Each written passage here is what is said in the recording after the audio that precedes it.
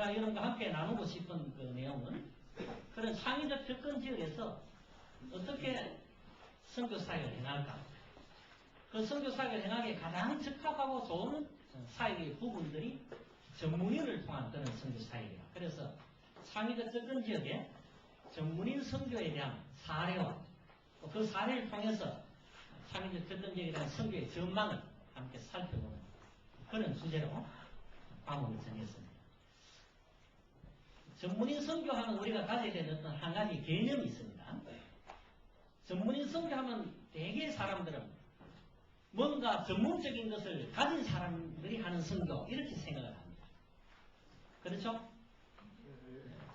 실상은 그런 게 아닙니다. 선교지의 선교 사역자들의 80% 이상들은 사역으로 보면은 전문인 사역에도 불구하고 그분들은 그 분야의 전문가가 아닙니다. 비전문가예요. 그런데 전문 사역을 하고 있어요. 그런 걸 통해서 우리가 가져야 될 개념이 있습니다. 그게 뭐냐 하면 기능적인 전문인과 사역적인 전문인을 구분해야 돼요. 우리가 지금까지 생각했던 전문인 선교사는 기능적인 전문인 선교사를 생각했어요. 뭔가 재능이 있어야 되는 거예요. 뭔가 은사가 있어야 되는 거예요. 뭔가 기술이 필요한 거예요. 자격이 필요한 거예요. 그런 분들만 전문인 선교사가 된다고 생각했습니다.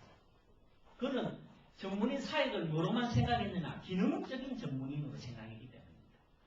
그런데 실제 선교 현장에서는 기능적인 전문인 사역자보다는 오히려 현장의 필요에 의해서 전문적으로 그 일을 할 분들이 필요해서 생겨나는 사역자. 그걸 사역적 전문인이라 그럽니다. 여러분, 목사 전문인입니까? 아닙니까? 전문인입니다. 그런데 목사를 전문인 선교사라 부릅니까? 안 부릅니까? 그래 부르면 이상한 사람이지. 목사를 여러분 전문인 선교사라고 불러본 적이 없죠. 목회자 선교사가 현장에 나가서 목회적인 선교 사역을 전문으로 할 때 목회 전문 사역자. 그런데 목사라는 신분으로 목회적 사역하는 사람은 이미 뭐도 가지고 있어요? 전문 사역도 가지고 있고 전문 기능도 가지고 있는 거죠. 그런데 우리는 기능적 전문인만 생기기 때문에 목회자 사역자를 목회 기능인으로 생각을 안 한 거죠. 그래서 전문인 선교 사역자는 생각을 못 합니다. 여러분, 목회자 선교사가 현장에 갔다고 다 신학교 강의를 하거나 신학교를 할 수가 있습니까? 그렇지 않아요. 신학 사역을 전문으로 하는 분이 따로 있다고. 그럼 그분들이 처음부터 신학 사역 전문가냐? 아니거든요.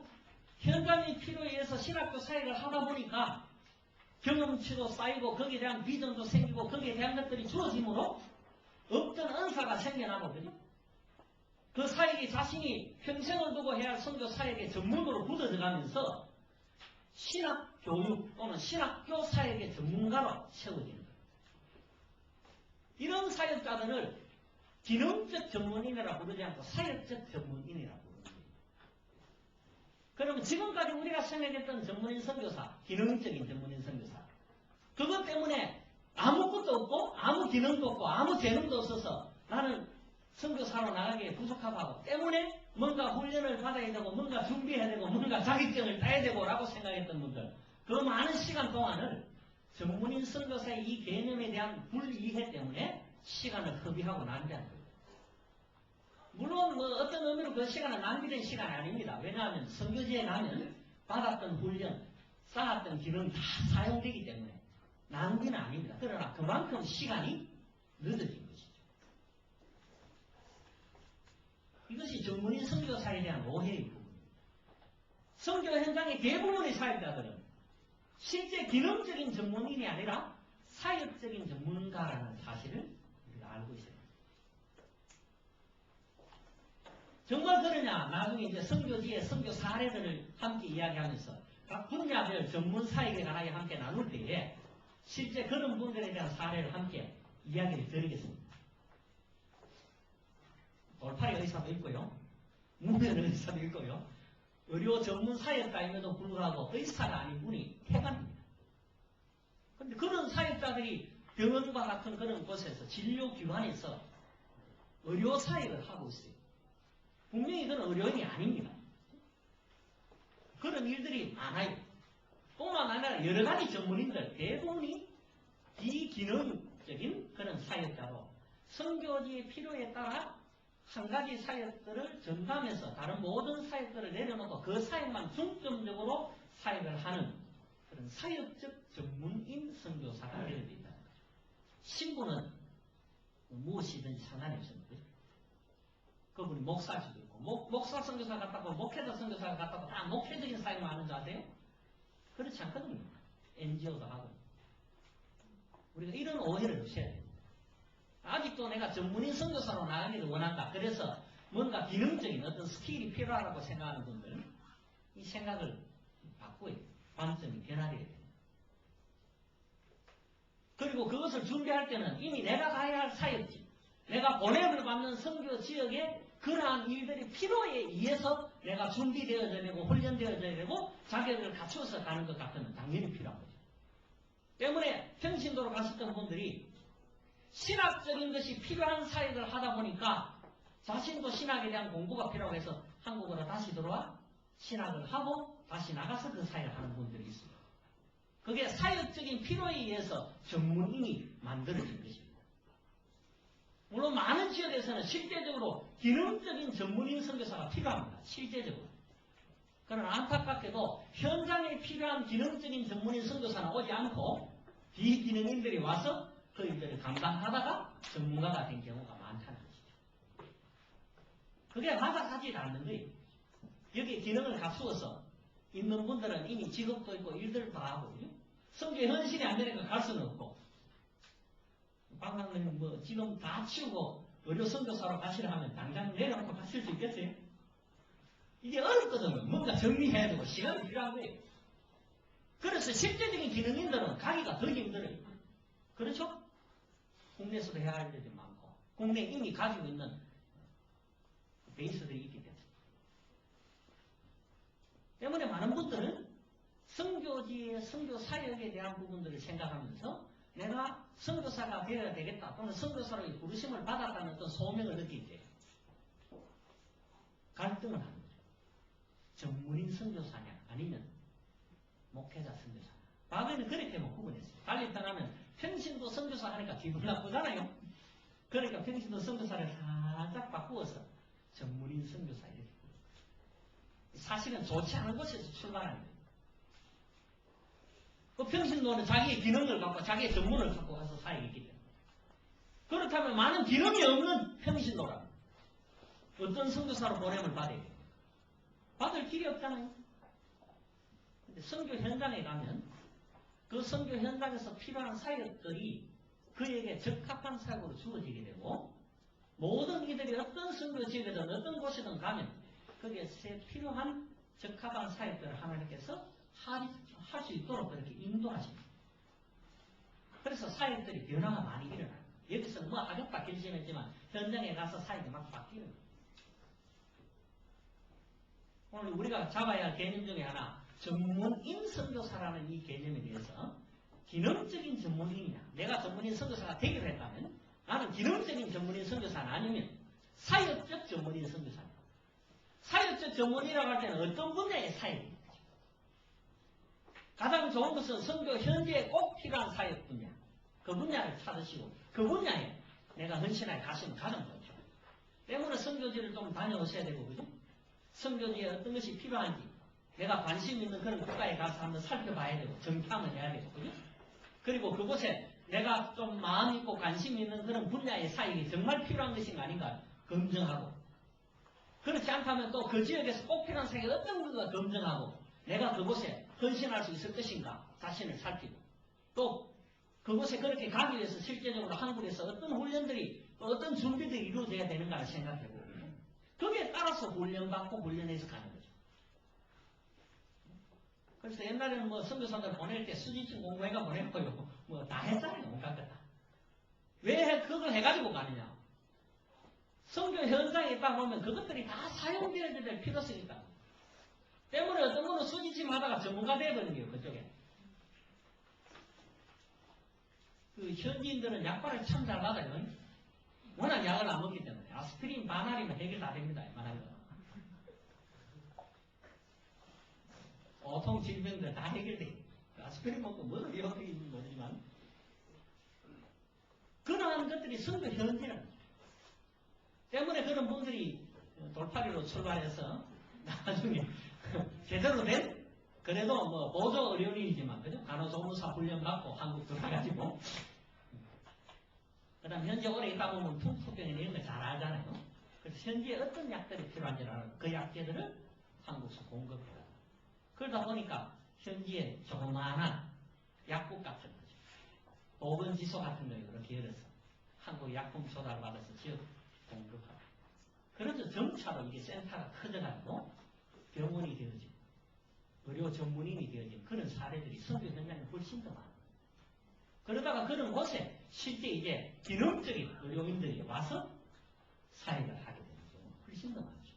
그분들이 가서 병원을 짓고 개척한 게 아니고 비의료인들이 다 해놓고 그 다음에 실제 그 사역이 이루어질 때는 실제적인 전문인 선교사가 기능적인 전문인 선교사가 와서 사역하는 사례 그게 훨씬 더 많다는 거예요. 이런 이야기들을 두 번째 강의 시간에 우리가 하면서 각 지역 사례 또는 사역 분류에 따라서 이야기를 할 때 구체적인 사례들을 좀 들어가면서 그렇게 말씀을 드리겠습니다. 두 번째 우리가 가져야 될 하나의 개념이 있습니다. 일반적으로 선교에 대해 훈련을 받거나 선교에 대해 좀 동참을 하고 나면은 선교사적인 삶을 살아야 된다는 이야기를 많이 듣습니다. 그렇죠? 여러분도 이미 선교사적인 삶을 살아야 된다는 소명을 받았잖아요. 때문에 여기 훈련하신 거죠, 그죠? 그러면 도대체 선교사적인 삶이 무엇이냐? 정말 우리가 선교사적인 삶이라는 것에 대한 기본을 이해하고 있느냐? 확인해보면 아주 황당하게 이럴 때 있습니다. 선교사적인 삶을 이렇게 생각해요. 선교지를 위해서 기도하는 것, 세계 선교를 위해서 기도하는 것, 중보 기도하는 것. 그렇게 기도 안 하면 선교사적인 삶을 안 사는 거고, 그걸 기도하면 선교사적인 삶을 사는 것이라 이래 오해를 해요. 선교 후원을 하거나, 선교 동원하거나, 선교에 동참해야 선교사적인 삶을 사는 걸로 오해하시는 분들이 많습니다. 큰 오해예요. 선교사적인 삶이 뭡니까? 그럼 뭐 선교에 정보기도도 안 하고 후원도 안 하고 뭐 선교에 가는 것도 안 하고 그럼 선교사적인 삶이 뭐냐? 그 오해는 어디로부터 비롯되느냐? 우리가 선교와 전도라는 것을 제대로 이해하지 못하기 때문에 사람이 많으니까 제가 질문 안 하고 막 본론으로 들어갈게요. 전도와 선교는 다릅니다. 그러나 많은 사람들이 기초적으로 이렇게 생각해요. 전도는 한국 내에 사는 거, 선교는 해외 가서 사는 거. 그렇습니다. 그러면 요즘 왜 국내 선교라는 말을 왜 씁니까? 왜 국내 선교, 국내 선교를 씁니까? 선교는 밖에 나가 하는 거라면 해외 가서 하는 거라는데 왜 국내 선교를 씁니까? 이상하잖아요. 그 말은 밖에 나가서 해외에 나가서 선교하는 것만이 선교가 아니기 때문에 그래 쓰는 거 아닙니까? 용어도 기본적인 용어가 뭔지도 모르고 우리는 사용을 했어요. 그래서 선교하면 전부 해외 선교만 생각이 됩니다. 이게 잘못된 오해의 습기입니다. 전도라는 것은 도를 전하는 것입니다. 도를 전가하는 것입니다. 그것은 직접적인 것입니다. 내가 한 개인에게 예수 그리스도에 관하여 그들이 그리스도를 영접하도록 권하고 전하는 것. 그게 전도입니다. 달리 표현하면 전도는 모든 성도의 개인적인 활동이라고 보십니다. 그 개인적인 활동은 어떤 활동이냐? 직접적으로 복음을 전하는 활동. 그게 전도입니다.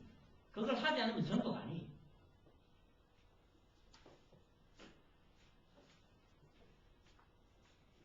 선교는 그럼 무엇인가? 선교는 바로 모든 성도들의 삶 자체입니다. 선교라는 것은 기독교를, 그리스도를 홍보, 선전하는 것이 선교입니다. 구체적으로 복음을 제시하고 복음을 전하는 활동 어디에 포함되어 있습니까? 전도 활동, 선교에 포함되어 있습니다. 때문에 선교는 개 성도의 삶이고 그리고 교회 사역, 교회의 활동이 바로 선교 활동인 것입니다. 믿는 자들을 향한 선교와 아직도 믿지 않는 자들을 향한 선교가 교회가 하는 사역입니다. 때문에 선교는 교회의 본분입니다. 성도는 성교로 살아야 될 사람이에요. 그 삶이 뭐예요? 성교 사적인 삶입니다. 성교를 왜 중국교가 하는 게 성교 사적인 삶 아니냐? 물론 포함되어 있죠. 성도가 살아가는 삶 자체가 뭡니까?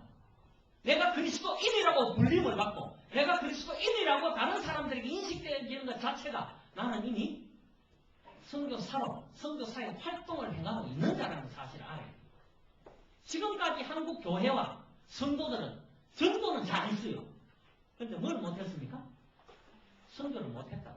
때문에 전도가 안 되는 거예요. 때문에 선교가 안 되는 거예요. 그 그리스도의 도를 아직도 듣지 못한 자들에게 기독교라는 종교와 예수 그리스도에 가는 것을 가지고 나가서 전가로 해외로 나가는 것이 해외 선교죠.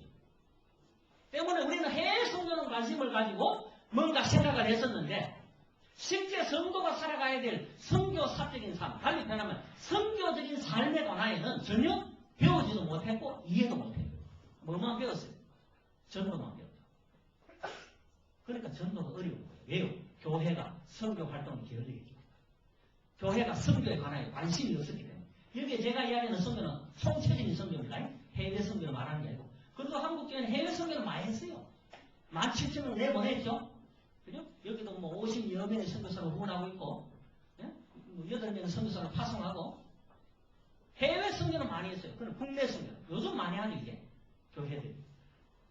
기독교의 좋은 분야들. 그것도 문화라는 거 잘못 포장돼가 나가지만, 그런 모든 사역들이 성도의 삶과 교회라는 것이 가지고 활동하는 분야들이 선교라는 거예요. 그럼 여러분 보세요. 가정에서 내가 어떻게 살아가느냐 하는 것은 내가 어디에 보냄을 받은 거예요? 가정 선교사로 보내는 거예요. 내 가족들에게 내가 선교사. 그 다음에 부모님이나 형제 자매들에게 직접적으로 예수 믿으라고 전하는 건 뭐예요? 전도. 그럼 생각해보세요. 가정에서 여러분이 선교사로 살아가는 거예요. 전도는 좀 했어. 엄마한테도 이야기해봤고. 근데 실제 내 삶은 그리스도를 알리는, 그리스도를 선전하는 그리스도인으로서 내 가족들에게, 그죠? 내 형제들에게 과연 내가 그리스도인으로 인정을 받고 있느냐. 달리 표현하면 선교를 했느냐. 여러분 왜 여러분 사역하는 직장 그것이 여러분이 선교자고 왜 이야기합니까? 그 이유가 바로 이것 때문입니다. 여러분을 통해 직장 내 모든 나의 동료들 함께 생활하는 직장의 사람들이 내가 그리스도인임을 알므로 말미암아 내 생활과 내 삶과 내 행동들을 통하여 그들에게 기독교가 전거되기 때문이고 그들에게 그리스도가 나를 통해 전거되기 때문입니다. 내가 직접적으로 복음에 관하여 제시하지 않았고 사복음 이야기하고 사행일 이야기하고 전도를 안 했을지라도 나를 통해 그들이 선교를 하는 것입니다. 전도는 못 했어도 괜찮습니다. 최소한 선교는 잘했어요. 그런데 우리가 선교사로 살지를 못한 거예요. 모든 성도는 보냄을 받은 자입니다. 이미 해외 선교는 어디로 보냄을 받은 거예요? 해외로 보냄을 받은 거예요. 우리가 그런 오해 때문에 선교에 관한 망상, 그리고 선교에 관한 잘못된 생각, 선교에 관한 어떤 선교는 어디서부터 시작됩니까? 지금 이 자리 여기서부터 시작됩니다. 해외에 가야 선교가 되는 게 아닙니다. 쉽게 이야기해볼까요? 여러분이 LMTC 훈련에 들으셨어요. 여러분이 이런 훈련을 받으시고 주변에 함께하는 동역자들이나 주변의 사람들에게 얼마만큼 이 LMTC 훈련에 들어가는 나에 대해 간증하고 증거하고 하면 그게 선교예요. 내가 이런 일과 이런 훈련들을 얼마만큼 주변의 사람들에게 기도를 요청하고 그런 것도 할 줄 모르는데 어떻게 해외 선교를 할 수 있습니까? 예? 여기서도 선교 안 하는 사람이 해외 가면 선교가 자동으로 됩니까? 그러니까 선교지에 있으면서도 불구하고 선교를 하는지 안 하는지 본인들이 늘 고민하는 사람들이 많아요. 어떤 사람들이야? 직접 전도를 안 하는 사이다. NGO 사회라는 사람들이 빵이나 선교 이래가 맨날 이거 고민하잖아요. 이유가 거기에 있어요. 선교를 제대로 이해하지 못했기 때문에. 왜 NGO 사회, 공제 사회이 선교이냐? 그것은 통하여 그리스도의 사랑과 기독교가 증거되기 때문에 직접적으로 복음 제시는 하지 않습니다. 때문에 현장의 선교 사역자들은 직접적으로 복음을 전하는 복음 전도 사역을 행하는 분도 있어요. 선교 사역 가운데. 그러면 생각해 봅시다. 한국에서 나는 그 17,000명의 선교사들 가운데 직접적으로 복음 전도를 행하는 사역들이 과연 얼마나 될까요? 생각 안 해봤죠? 생각 안 해본 게 아니고 다 그거 한다 생각했죠? 천만에요. 다 그거 하는 게 아니라 다 그거 아니에요. 일부만 직접 전도하고 있습니다. 그것도 오픈된 지역, 그죠? 그런 지역 자유롭게 할 수 있는 지역. 그것도 전도 열심히 안 합니다, 사실은. 그렇잖아요. 선교사가 직접 전도를 행하는 사람은 거의 없어요. 특히나 창의적 접근 지역에 있는 분들은 그거 하다가는 쫓겨나요. 때문에 다 뭘 해요? 전도는 간접적인 전도를 해요. 그런데 무슨 활동을 하고 있어요? 선교 활동을 하고 있는 거예요. 그래서 선교사예요. 그래서 선교사예요. 이제 이해가 좀 됩니까? 여러분이 이미 선교를 시작했어야 될 사람이에요. 또 지금도 선교를 하고 있는 사람들이에요. 직접 복음 전도를 하는 것이 선교다. 잘못된 이해예요. 여러분이 살아가고 있는, 여러분이 보냄을 받은 가정, 그런 가정이 선교사예요. 누가 뭐 선교사라고 파송장을 안 써줘서 그렇지 이미 가정에 보냄을 받은 가정이 선교사예요. 왜 우리가 선교적인 삶을 살고 선교사적인 삶을 살아야 되느냐? 그것이 바로 나를 통해 그리스도의 영광이 나타나고 나를 통해 그리스도의 영광을 받으시고, 그죠? 나를 통해 기독교가 선양되기 때문에, 홍보되기 때문에, 증거되기 때문에. 그래서 성도의 삶이 거룩해야 되고요. 은혜가 충만해야 되고, 그죠? 성령이 충만해야 될 이유가 그게 있는 거예요. 그거 아니면 성령 충만 받아라고 말합니다. 성경 안 하면. 예? 어디다 쓸 거예요? 성령 충만 받아서, 은사 충만 받아가지고 어디다 쓸 겁니까? 그게 선교하라고 주신 거라고. 그리스도인의 삶으로 살아가도록 주신 거라고. 바로 그렇게 살아가는 것이 선교라는 것입니다. 이게 한국 교회 안에 잘못 가르쳐졌고 안 가르쳐졌고 이해를 못했기 때문에 전도는 강조하고 전도하는 성도는 되었지만 선교하는 성도는 되지 못하기 때문에 삶과 복음이 다르게 전도됩니다. 말은 이렇게 하고 행동은 다르게 하고 전도는 이렇게 하고 실제 삶은 다르고 그럴 수밖에 없었던 게 그 이유 때문에 전도하기가 힘든 거예요. 길거리에서 예수 믿으라고 외치면 미친 사람 취급받고 실제 그 중에는 그런 사람도 있고 또 살기도 있고 그죠? 진짜도 있다고. 그런데 왜 그런 취급을 받느냐? 평소 한국 교회가 선교 활동을 잘 못했기 때문에. 그게 잘 됐다면 어떻게 될까요? 길거리에 그 외침을 듣고 회심하여 돌아오고. 예? 선교가 잘 됐으면 우리가 굳이 나가서 직접적으로 복음을 전하지 않아도 스스로 그들이 교회를 향하여 생명의 구원을 향하여 달려나오고 찾아나온단 말입니다. 선교가 되었다. 안 됐으니까 가서 전하는 것조차 어렵고 힘들다. 제발 선교 좀 합시다. 해외 선교 그것만 생각하지 말고 우리가 살아가는 삶 자체가 나를 통해 그리스도인이라는 나를 통해 증거돼요. 때문에 나는 이미 내가 서 있는 자리, 내가 사역하는 자리, 내가 보냄을 받은 그 자리에 하나님의 복음을 위하여 보냄을 받은 자라는 사실. 단지 아직까지 해외로 보내심을 못 받았을 뿐이죠. 이 오해는 없어야 돼요. 전도는 잘했습니다. 전도 안 하는 분 있어요. 다 하죠. 모든 성도가 반드시 해야 될 책임이죠. 그리고 명령이죠. 그와 더불어 성도의 삶 자체가 그리스도를 나타내는 선교의 삶이라는 것을 기억해야 돼요.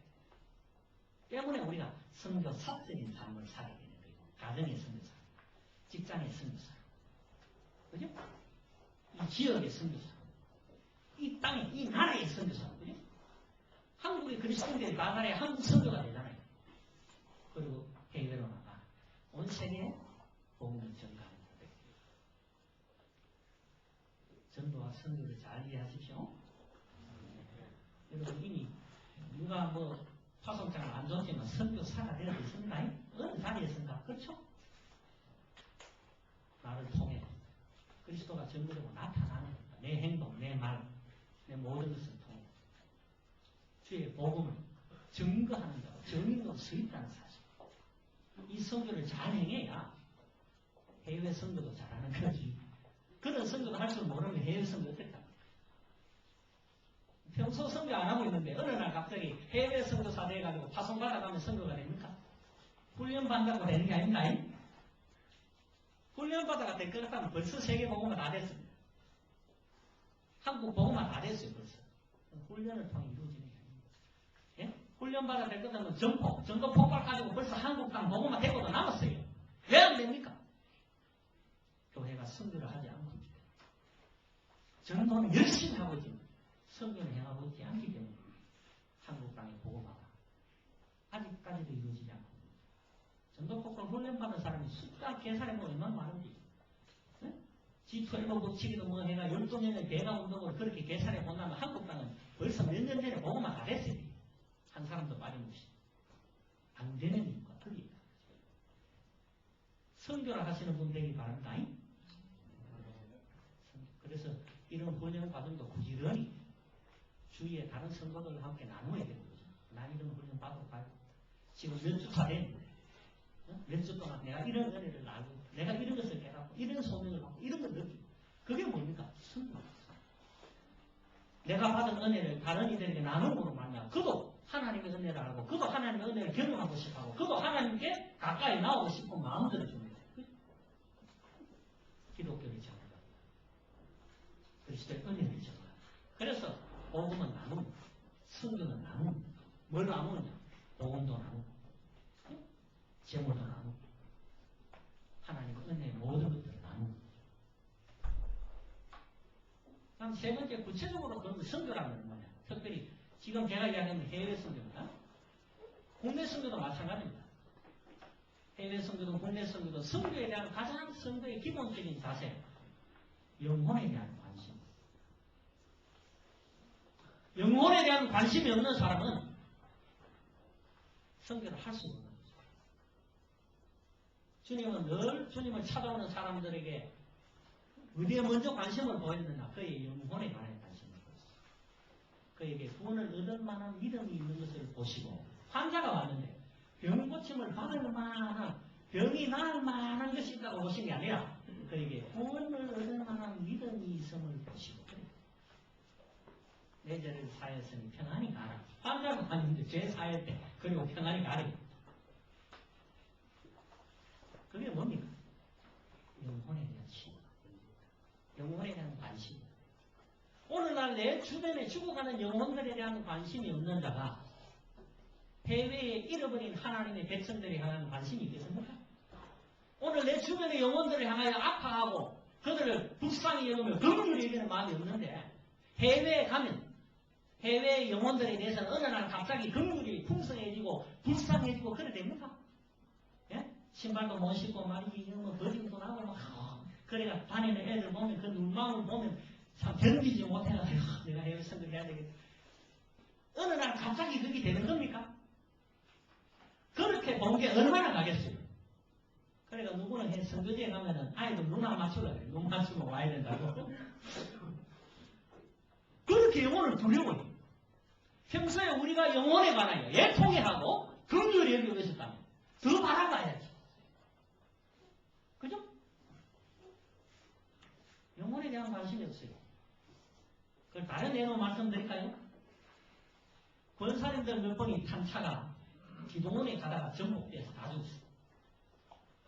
불교 신자들 젊은 청년들이 타고 여기 보니까 뭐 나는 중심사도 알았어요. 길 가운데 가. 그래서 뭐 중심사고 정심사도는 정심사에 가다가 전복돼 다 죽었어요.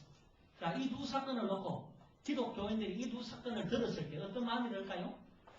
솔직하게 불변 타고 가는 봉과사 다 빚을 생기니 참 잘 됐다 기쁘다. 우리 자신도 알지 못하는 건데 우리 마음 안에 이상한 쾌감이에요. 안 그래요?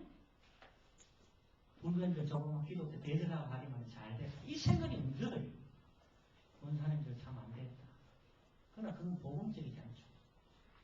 생각해 보시죠. 권사님들 이제 뭐 주님 앞에 갈 시간도 거의 다 된 분들 조금 더 일찍 가셨다고? 여기 권사님 계시면 이해하세요. 예입니다. 좀 더 주님 앞에 빨리 갔다고 슬플 일이 뭐가 있겠어요? 기뻐 춤춰야 돼요. 그렇죠? 젊은이도 아니고. 안 그래도 뭐 찬양곡은 치면 곧 가겠네, 곧 오겠네 이래 하시면서 곧 가기는 뭐 가고 싶지도 않지. 그 이따 가고 싶고. 곧 오기는 몰라. 좀 더 늦게 오시면 좋겠고. 그렇지. 솔직하게 그것이 기독교인들의 마음이. 주의 제 이름을 사모한다 말을 하면서 내 때는 안 하시면 좋겠는데. 영혼에 대한 관심이 없어요. 정말 우리가 애통해야 될 영혼들은 어떤 영혼입니까? 구원 사람들이 아니라 생명을 맛보지 못한 그 영혼들. 저들이 복음을 듣고 생명의 구원을 얻고 가야 될 영혼들이에요. 그러한 기독교인들이 모두 그런 마음으로 아직 구원받지 못한 영혼들을 위하여 중보하며 기도하며 불자들을 위하여 중보하는 사람들이 되어졌다면 선교가 되겠어 안 되겠어? 당연히 되죠. 안 될 수는 없지. 예? 어디 가다가 차가 접촉사고 났단 말이야.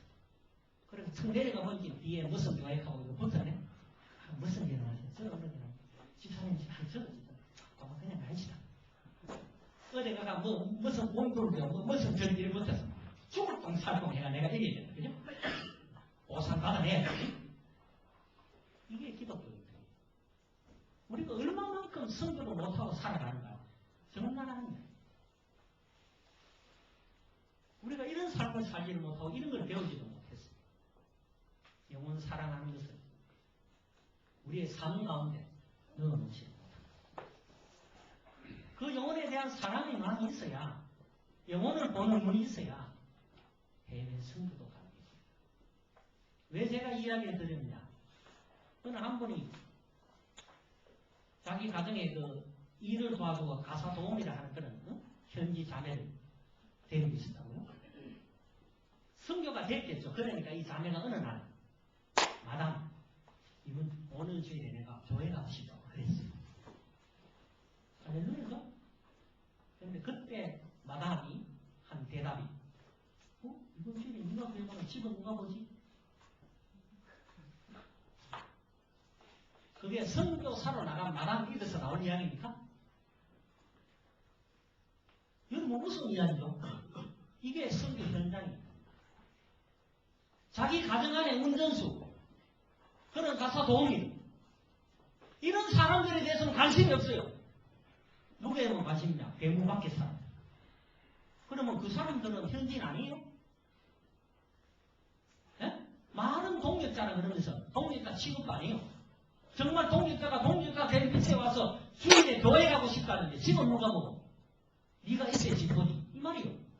그럼 다음부터는 너는 교회 가지 마라 이 말이요. 여러분 안 가서 생각에는 그때는 뭐 내가 집 지키게 네가 가라 이렇게 하고 싶죠? 근데 선교 현장에서 살아갈 때 그런 부분들이 내 안에 들어와 있는 사람들, 이미 내 어떤 사회의 그 카테고리 속에 들어와 있는 사람들에 대해서는 무관심합니다. 굉장히 무관심합니다. 오늘날 교회의 새신자 양육이나 이런 게 왜 중요합니까? 과거에 교회까지만 오면 되니까. 예? 등록만 해버리면 끝난 거야. 그 인생에 대한 관심은 끝. 우리 안에 들어있기만 하면 끝. 뿐만 아니고 교회가 더한 것은 우리 안에 들어있는 사람에 대해서만 관심을 가진다. 그죠?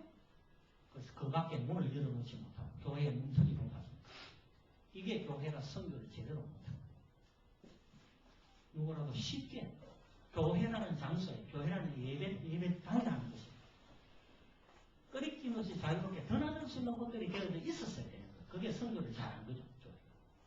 그게 뭐 문화주신 뭐 여러 가지 뭐 장소를 제공해주고 이게 아니라 평소에 교회가 사람들이 찾을 수 있는 마음 놓고 들어올 수 있는 그런 것들이 되어져 있었어야 돼요.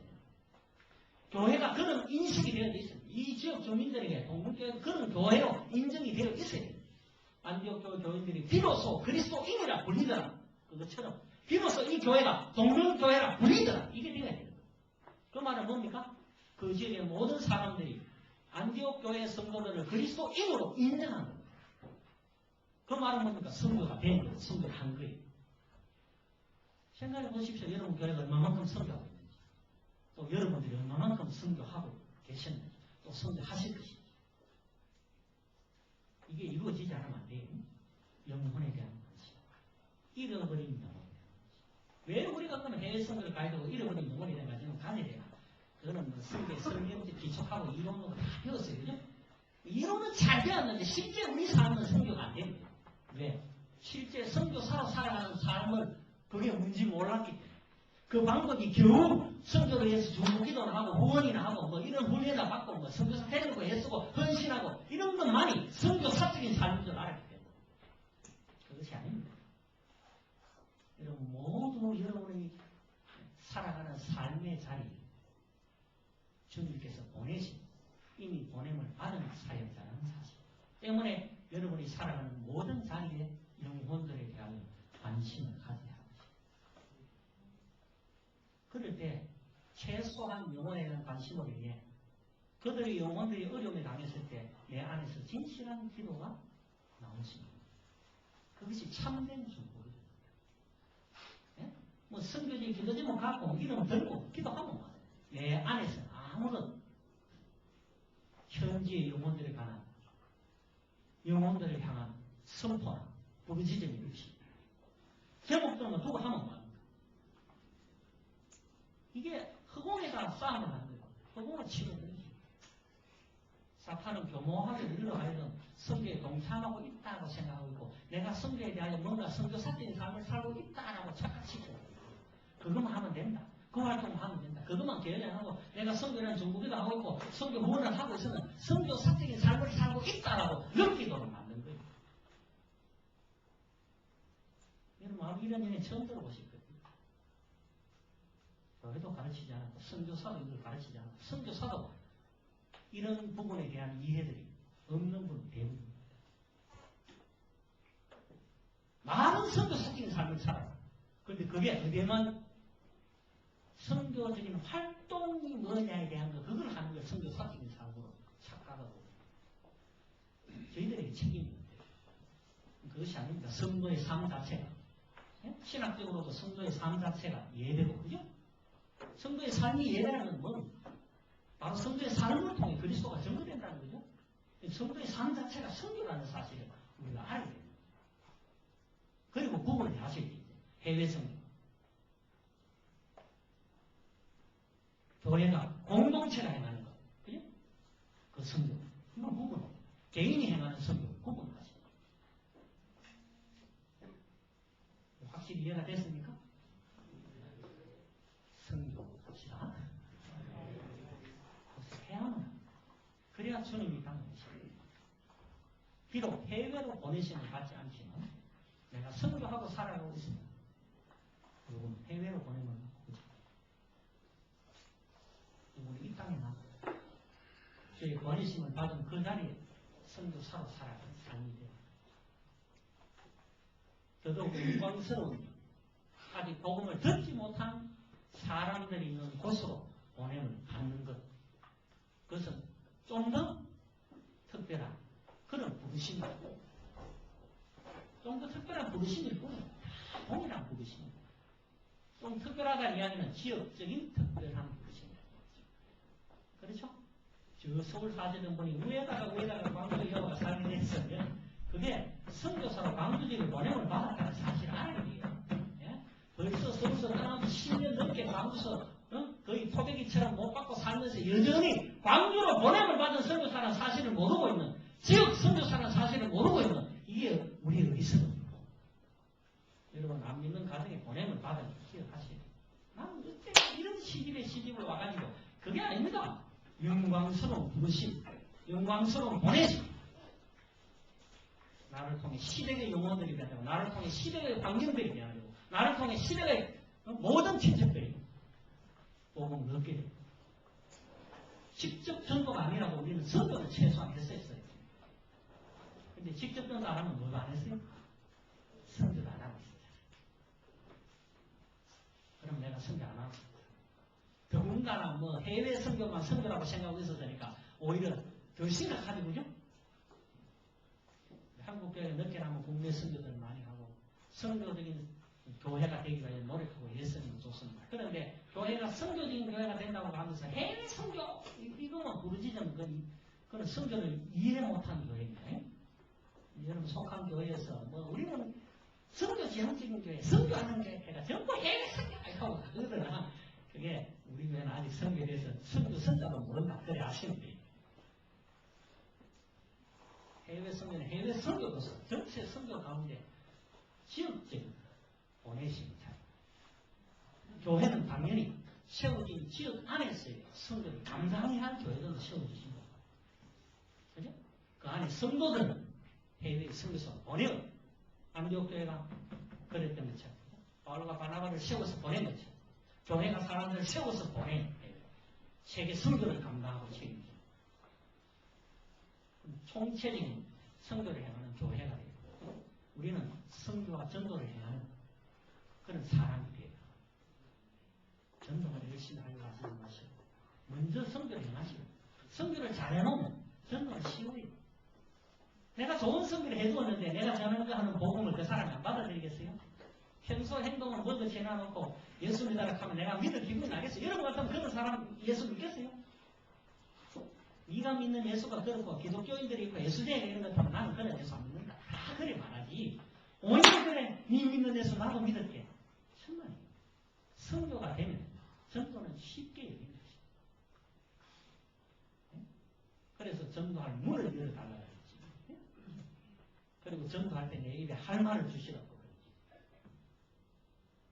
선교가 이루어져야 전도가 더 아름답게 그리고 전도 받은 영혼들 그들이 또 선교하는 자예요. 그렇죠? 그리스도인이 되는 순간부터 우리는 선교 산으로 살아가야 되는 사람입니다. 이런 이해를 잘 하시면 정말 좋은 해외로 보내심을 받은 선교사는 해외에 보내심을 받은 선교사 살아가실 수 있거든요. 분명하죠. 내가 해외에서 선교사로 어떻게 살아야 되는지 나를 통해 그리스도가 전거되고 내가 그리스도인임을 사람들이 알므로 말냐 선교가 되어진다는 사실을 안다면 우리가 선교 현장에서 얼마나 귀하게 살아야 돼요. 저는 그런 이야기를 많이 들었어요. 많은 선교사님. 저는 임선교사 내가 온 지 2년이나 됐는데 아직 한 번도 전도도 못해요. 그래서 내가 참 한국 교회 편지 쓰기도 그렇고 참 부끄럽다. 어떻게 하면 좋냐. 자기 양심을 찌는 거죠. 식사를 하면 제가 그분이 그렇게 이야기했어요. 선교사님 매일 새벽 기도하시죠. 하고 있지. 여기 현지에 온들 위해서 기도하죠. 그렇지. 한국에 안 계시고 지금 여기서 현지 땅에서 현지에 매일 기도하고 계시죠. 그렇지. 그럼 선교하고 계시잖아요. 뭘 걱정하고 계십니까? 기도 편지 쓰세요. 내가 이 땅에서 현지의 영혼은 이 땅에서 이들을 바라보며 직접적으로 그 영혼들을 대하고 그 영혼을 위하여 중보하고 기도하고 그걸 쓰시면 그게 선교인데 한국 땅에서 선교는 현지에 가서 영혼을 몇 명을 듣고 몇 명을 듣고 그러니까 이게 선교 활동이 안 되고 무슨 활동을 해요? 전도 활동을 해요. 한국 교회 보관에서 열심히 전도 활동 10년에 가 몇 명을 얻겠어요? 죄송한 이야기만 하면 베트남 15년 되신 분이 아직 한 명도 전도 못했어요. 그럼 그분 선교 안 합니까? 15년 동안 본인은 여전히 선교를 못하고 있다고 생각해요. 이해가 안 되기 때문에. 그러나 그가 그 땅에서 살아가는 것 자체가 선교라는 사실 이해해요. 한국교회가 생각하는 해외 선교 그것은 잘못된 생각입니다. 이 사고의 전환이 필요합니다. 특별히 여러분이 이런 선교 훈련을 받으시기 때문에 제가 왜 이 강의 시간들을 두고 이 이야기를 먼저 하고 이런 개념들을 먼저 전하느냐. 아까 전문인 선교사에 대한 오해 부분 인식을 달리하라고 그랬죠. 마찬가지로 선교에 대한 우리의 인식과 개념들이 달라져요. 그래야 바른 선교를 하고 그걸 알아야 전문인 선교사가 되든 전문인 선교에 대해서 배우고 이해할 수 있는 것이죠. 그런 이해가 없이 선교를 잔뜩 배우고 훈련을 많이 하면 뭐합니까? 선교 때 100번 왔다 갔다 하면 뭐합니까?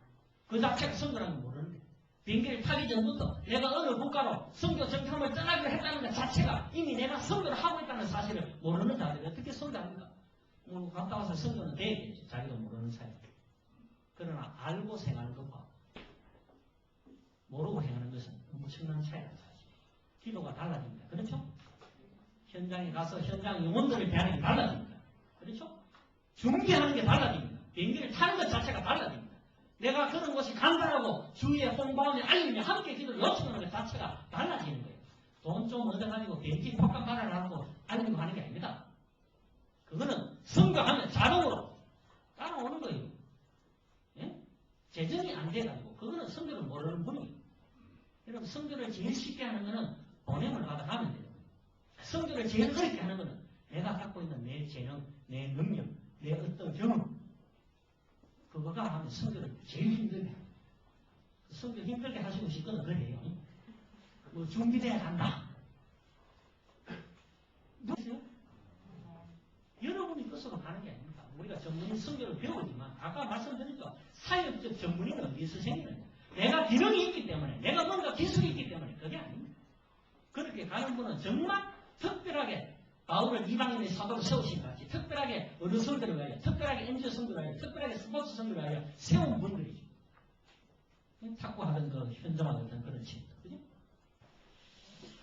자, 이제 남은 시간에는 이제 선교 현지에 전문인 선교 사역에 대한 신뢰와 전망들에 대해서 제가 사역하고 있는 베트남과 동남아 국가들을 중심으로 제가 보고 경험하고 느낀 것들을 대상으로 해서 그렇게 함께 나누겠습니다. 창의적 접근 지역에서의 그 전문인에 대한 사역 종류라고 되어 있는 것은 기능적인 전문인보다는 사역적 전문인으로 분류한 것이다. 그래 보시면 좋습니다. 물론 그 가운데는 기능적인 전문인으로서 사역하실 분들이 들어가는 사역의 분야들도 다 함께 섞여 있습니다. 그렇게 보시고 제일 이제 전문적인 사역이다, 전문인 사역이라고 말할 때는 의료 사역이 그냥 독특한 그런 좀 어떤 의미로는 도드라진 그런 사역의 분야라 그렇게 보시면 의료 분야로 보시면 의사, 간호사, 응급처치 간호사, 치유사, 서비공사, 수의사 이야기 잠깐 해드릴게요. 수의사는 동물 치료하죠. 근데 인간이 고장이 나가봤어요. 수술을 급하게 해야 돼요.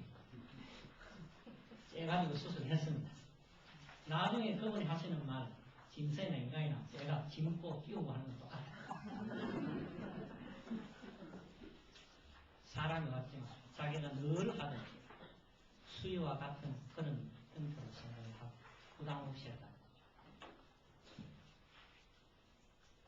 우리 수의사가 가면 몇 년까지만은 그렇지 않거든요. 오히려 어떤 의미로는 종합을 다 할 수 있는 거죠. 그런 분야. 여러 분야의 사회입니다. 그 다음에 한국어나 영어 교육과 같은 그런 가르치는 분야. 특별히 동남아 국가들은 한국어에 대한 열풍이 많습니다. 한류. 실제 한류는 언론이 만들어내는 거고요. 현장의 사람들은 한국 드라마를 좋아해요. 베트남 같은 경우는 한국 사람을 좋아하는 것이 아니라 한국 드라마를 좋아해요. 워낙 그 드라마의 내용들이 재미가 있고 또 자기들 환경하고 비슷하고 자기들 심성하고 비슷하다 보니까 우리 그 삼각관계 맨날 그래 나오죠. 베트남도 그렇거든요. 삼각관계들이 그러니까 그런 것들이 스릴이 있고 재미가 있거든요. 드라마를 좋아하다 보니까 드라마의 주인이 되어 있는 주인공도 좋아하고 그런 거. 한국어 열풍. 제가 태국에 6개월 정도 있었는데 베트남에서 제가 처음 사역을 시작한 게 한국어를 가르치는 대학에서 한국어를 가르치는 사역이었습니다. 태국에 한 6개월 정도 체류 활동 안에 태국에 있는 마나콘 대학이라는 곳에서 역시 한국어를 제가 모슬림들에게 가르쳤어요. 이건 테나 쓰고 이래 와가 있는 한국어를 가르치면서 그게 성교적이에요. 왜 저 사람이 태국에 그것도 좋은 일이 아니고 경찰에 구속되어 언론된 상태에서 자기들에게 한국어를 가르쳐 주느냐. 그걸 자기들이 생각할 때 선량 좋은 일을 행하는 거예요. 그것이 보이지 않게 직접적으로 제가 그들에게 복음을 전하는 건 아니지만 쓴다는 거죠. 대신에 제가 그런 그리스도인이기 때문에 공부를 시작하기 전에 기도하고 공부를 마친 후에 기도하고 거기에 자기들이 동의해서 동참하는 거예요. 그러니까 직접 전도도 보이지 않게 다 전도가 되어지는 활동이죠. 그 일들을 했습니다. 그처럼 한국어가 필요합니다. 인도네시아에도 지금 한국어 강사가 필요하고 그러니까 한국어는 한국 사람이면 다 할 수 있죠. 가시면 돼요. 이거 몸깔끔 한 사람 없었어. 고1 들어가면 지금 학교 때려치우고 가도 돼. 고1 정도 실력이 있는 충분하게 가르치고 가서 수학도 가르치고 영어도 가르치고 수학 뭐 잘 못해도 괜찮아요. 옛날에 그 상고에 보면 이 주상 선생들이 사실 주상 잘 못 놓습니다. 뭐만 잘하면 숫자만 잘 보면 15원 넣고 24원 넣고 37원 넣고 이거면 잘하는 거야. 넣는 거는 누가 나요? 아이들 봐요. 아이들. 자기는 보고 쭉 읽고 밑에 답만 맞나 안 맞나 확인하는 거야. 이게 가르치는 자들입니다. 가르친다고 다 그것을 확실하게 전문가는 아니죠.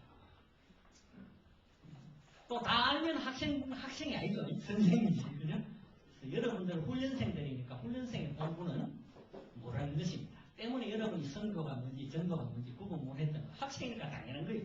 자책하지 마시고 배우기 위한 거죠. 그럼 배운다는 게 학생입니다. 학생의 공부는 모르는 것. 모르는 것을 질문하는 것. 그게 학생들의 공부입니다.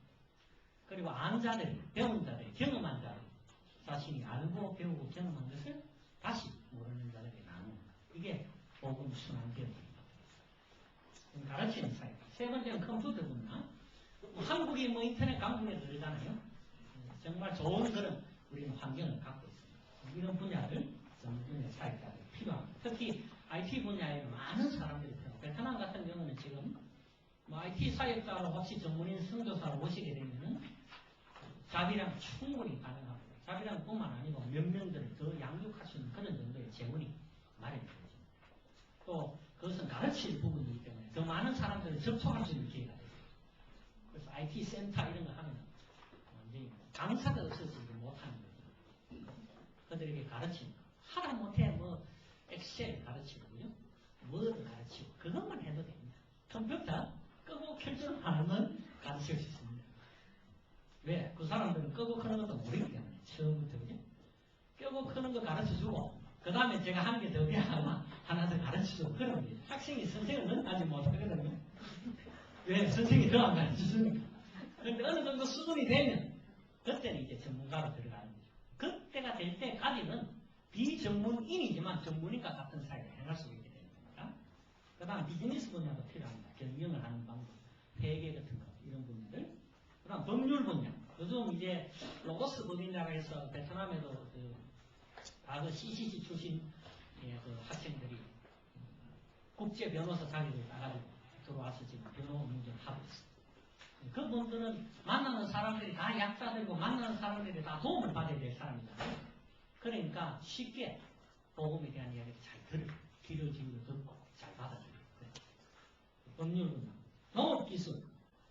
그래 뭐 시골에서 농사만 지어보셨어도 가시면 됩니다. 옥수수 박사님이 와가지고 한번 베트남에서도 옥수수 하고 있는데요. 그런 기술들을 전수해 주는 것도 필요하죠. 뿐만 아니고 해야 하는 거 재미난 거 많아요. 선생님께서 필요한 거. 나중에 또 계속 하나하나 하실 때 말씀을 드릴게요. 전문가 기계공학부는 그 다음 사회복지 분야는 유아원, 유치원, 초등학교, 음악학원. 음악도 기능적인 게 필요하다고 생각하시는데 실제적으로 그렇지 않습니다. 도림도 선호시도 금방 미치만 알아야 돼요. 그래 가르치는 거예요. 바이엘 뭐 정도만, 바이엘만 떼도 바이엘 가르치면 되고, 바이엘 가르치는 동안에 체력이 하면 되고. 그렇습니다. 스포츠 사회과도 마찬가지입니다. 현재 선교지에 비전문인을 했던 사례들은 수없이 많습니다. 제가 그랬잖아요. 전문가보다 비전문가가 훨씬 더 많다고. 그런 분야들을 가지고 이런 분야들에서 비전문인이건 전문인이건 사회에 필요한 분야들에 자기가 사역을 전담해서 사용하고 그 사역을 행할 수 있다는 전문인 선교사로 파송을 받아 나가시도 된다는 것이죠. 자, 이제 직접적인 사례들, 의료 분야. 메디칼 센터 같은 경우는 좀 큰 덩치입니다. 덩어리죠. 이런 것들은 처음부터 메디칼 센터에 가서 사역하실 분들은 전문인이고, 기능적인 전문인이고, 그렇지 않은 분들은 현지에 의료기관들이 필요해서 건축을 하고 병원들을 세우고, 그러면서 한국의 의료 전문인이 와서 사역할 수 있도록 자리를 만들어 놓고 정부와 연결해서 허락을 받고, 그런 것들을 만들어 놓는 사역. 그것도 그 사람이 하는, 그분이 하는 사역은 의료 분야 사역입니다. 그렇죠? 또 어떤 분은 현지에서 건축만 전문을 하시는 분이 계세요. 교회도 건축하는 거, 건축 설계하고, 병원 그런 거 지금 선교사들이 센터를 짓는 것마다 건축만 전문으로 감리하고 하시는 분이 계세요. 그런 선교사가 필요한 겁니다. 뿐만 아닙니다. 우리가 뭐 디모데라 식당에 그러죠. 건축할 때 이거 뭐 하는 사람들 있죠. 그런 사람들도 필요합니다. 와서 또 그런 사람들을 양육하고 길러내요. 현지인들 그런 사람으로 현장 건설에 투입을 해서 같이 훈련을 시키고 그러면서 양육시켜나가고. 그러니까 무궁무진한 분야들이 있다는 거죠. 메디컬 센터는 덩치가 좀 큰 분야고, 두 번째는 의약품 보급 사역은 비전문인이라고 할 수 있는 것이 사역입니다. 이걸 주로 많이 하는 방법은 한국에 있는 단기 의료팀들이죠. 그 의료팀들을 정기적으로 단기 선교팀으로 방문하게 만들어서 현재 질병들이 대충 어떤 것들이라는 건 오시는 분들이 잘 알잖아요. 그러면 다음에 올 때는 어떤 약들을 준비하고, 다음에 올 때는 어떤 치료기구들을 준비하고, 이런 게 돼요. 그러면 작은 약방처럼 만들어 놓고, 그것들을 필요한 사람들에게 나누어 줘서, 공급은 1년에 한 번씩 오는 단기팀한테 의료약품, 물품들 공급받고, 그러면 한국의 의료 단기팀이 끊기기 전까지는 그 사업을 계속할 수 있습니다. 그러다가 자기가 하는 게 아니고, 현지의 사람을 세워서, 이런 종류의 질병이 올 때는 이런 처방을 하고, 그런 것들을 가르쳐서 그 사회에 함께 동력하고 사람도 키우려고. 뿐만 아니고 거기서 해야 할 주요 사역들이 어떤 거냐면 위생교육입니다. 위생교육. 거기에 굉장히 그게 물 끓여 먹는 것조차 몰라요. 그러니까 쉽게 표현하면 행주를 삶는 것만 가르쳐도 질병의 대부분을 예방할 수 있는 거예요. 그걸 할 줄 몰라요. 식기 삶는 거 이런 거 할 줄 몰라요. 삶아서 소독시키는 거.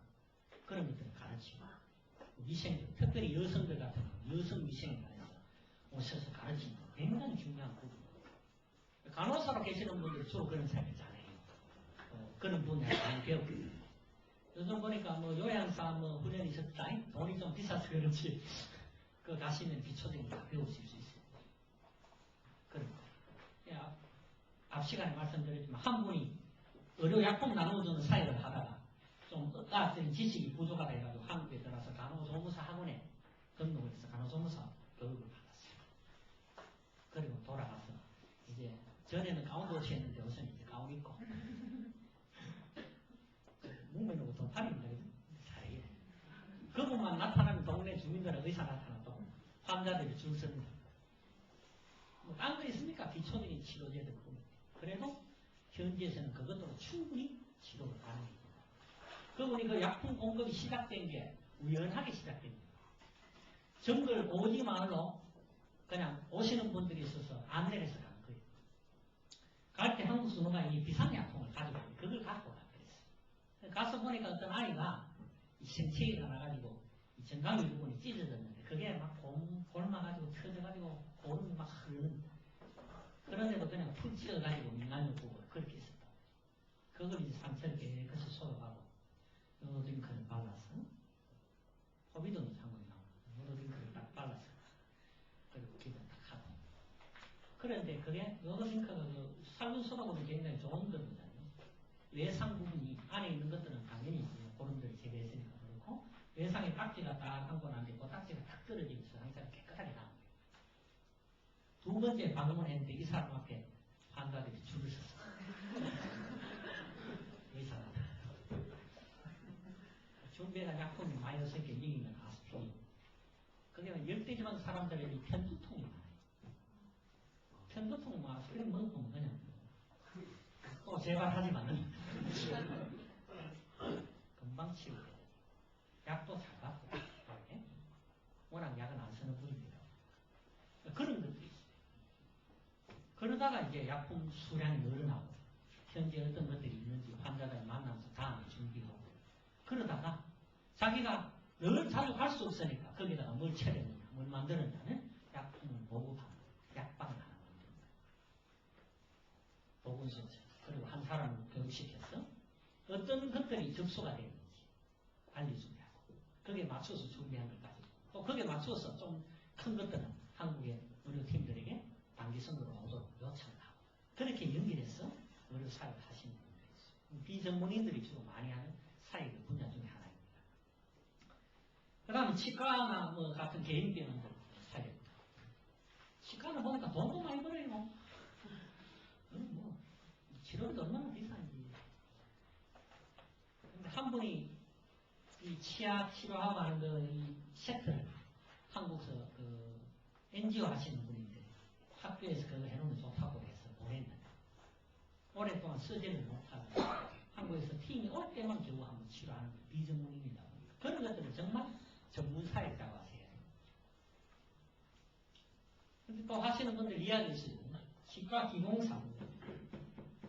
기공사들이 없으면 또 치과 의사들은 말짱 또 이런 흔히 치과 기공사 사역 이런 것들은 상당히 유익하죠. 왜냐하면 현지에서는 한국보다 그런 재료들이 치과 기공을 위해서 만드는 것은 필요한 재료들이 쌉니다. 현재 훨씬 더 저가로 생산해낼 수 있고 만들 수 있기 때문에 그런 분야의 특수한 사역 분야는 의료 분야들도 다양하게 들어갔습니다. 기초적인 의료에 관한 상식만 있어도 의료 사역을 행할 수 있다. 단 그 의료 사역이 크지 않고 위생에 대한 관념만 있고 위생에 대한 교육만 시켜주셔도 단기간에 의료 사역을 충분히 행할 수 있다. 또 그거 하다가 아까 이야기 드린 대로 제대로 되신 분이고 그 다음에 쪽으로 보시면 이동진료, 병원 설립, 그 다음에 지방의 보건사업에 대해 위생에 이런 걸 가르치는 분야들입니다. 그 다음에 서울 했지만 서울에 한국의 장기 전문 의료팀하고 협력해서 지금 베트남에서 이제 크게 하고 있는 게 은챙이 수술, 그 다음에 아동 심장병 수술, 이게 지금 몇 차례 계속 하고 있어요. 문제는 선교사만 하는 게 아니고 일반인들이 시작했어요. 그 바람에 선교가 많이 미치고 갔습니다만은 그러나 선교 사역자가 이러한 사역을 한국하고 연계해가지고 심장병 진료를 베트남에서 하고 수술이 필요하다 할 때 한국으로 데려옵니다. 한 번에 9명, 6명 준비되는 대로 한국에 1주간 하고 그 다음 수술을 하고 요양할 때까지 한 달 돌보고 그리고 보내고 이런 사역을 하는데 이거는 뭐 직접적으로 복음을 전할 수 있는 계기가 되고 뿐만 아니고 그 아이만이 아니라 그 아이의 부모들 주변에 그들의 친척들 대부분이 복음을 듣게 되고 복음을 받아들이게 되는 그런 결과를 갖고 있습니다. 이런 사역 이거는 중요한 없는 거잖아요. 의사 안내라고 가능한 일이잖아요. 이런 사역 실제 의사가 지금은 하고 있습니다만 그런 사역들도 일반인이 하고 또 일반 선교사 가운데 한국하고 좋은 연계가 되는 사람들이 지금 의료인이 아닌데 이 사역을 하시는 분이 있습니다.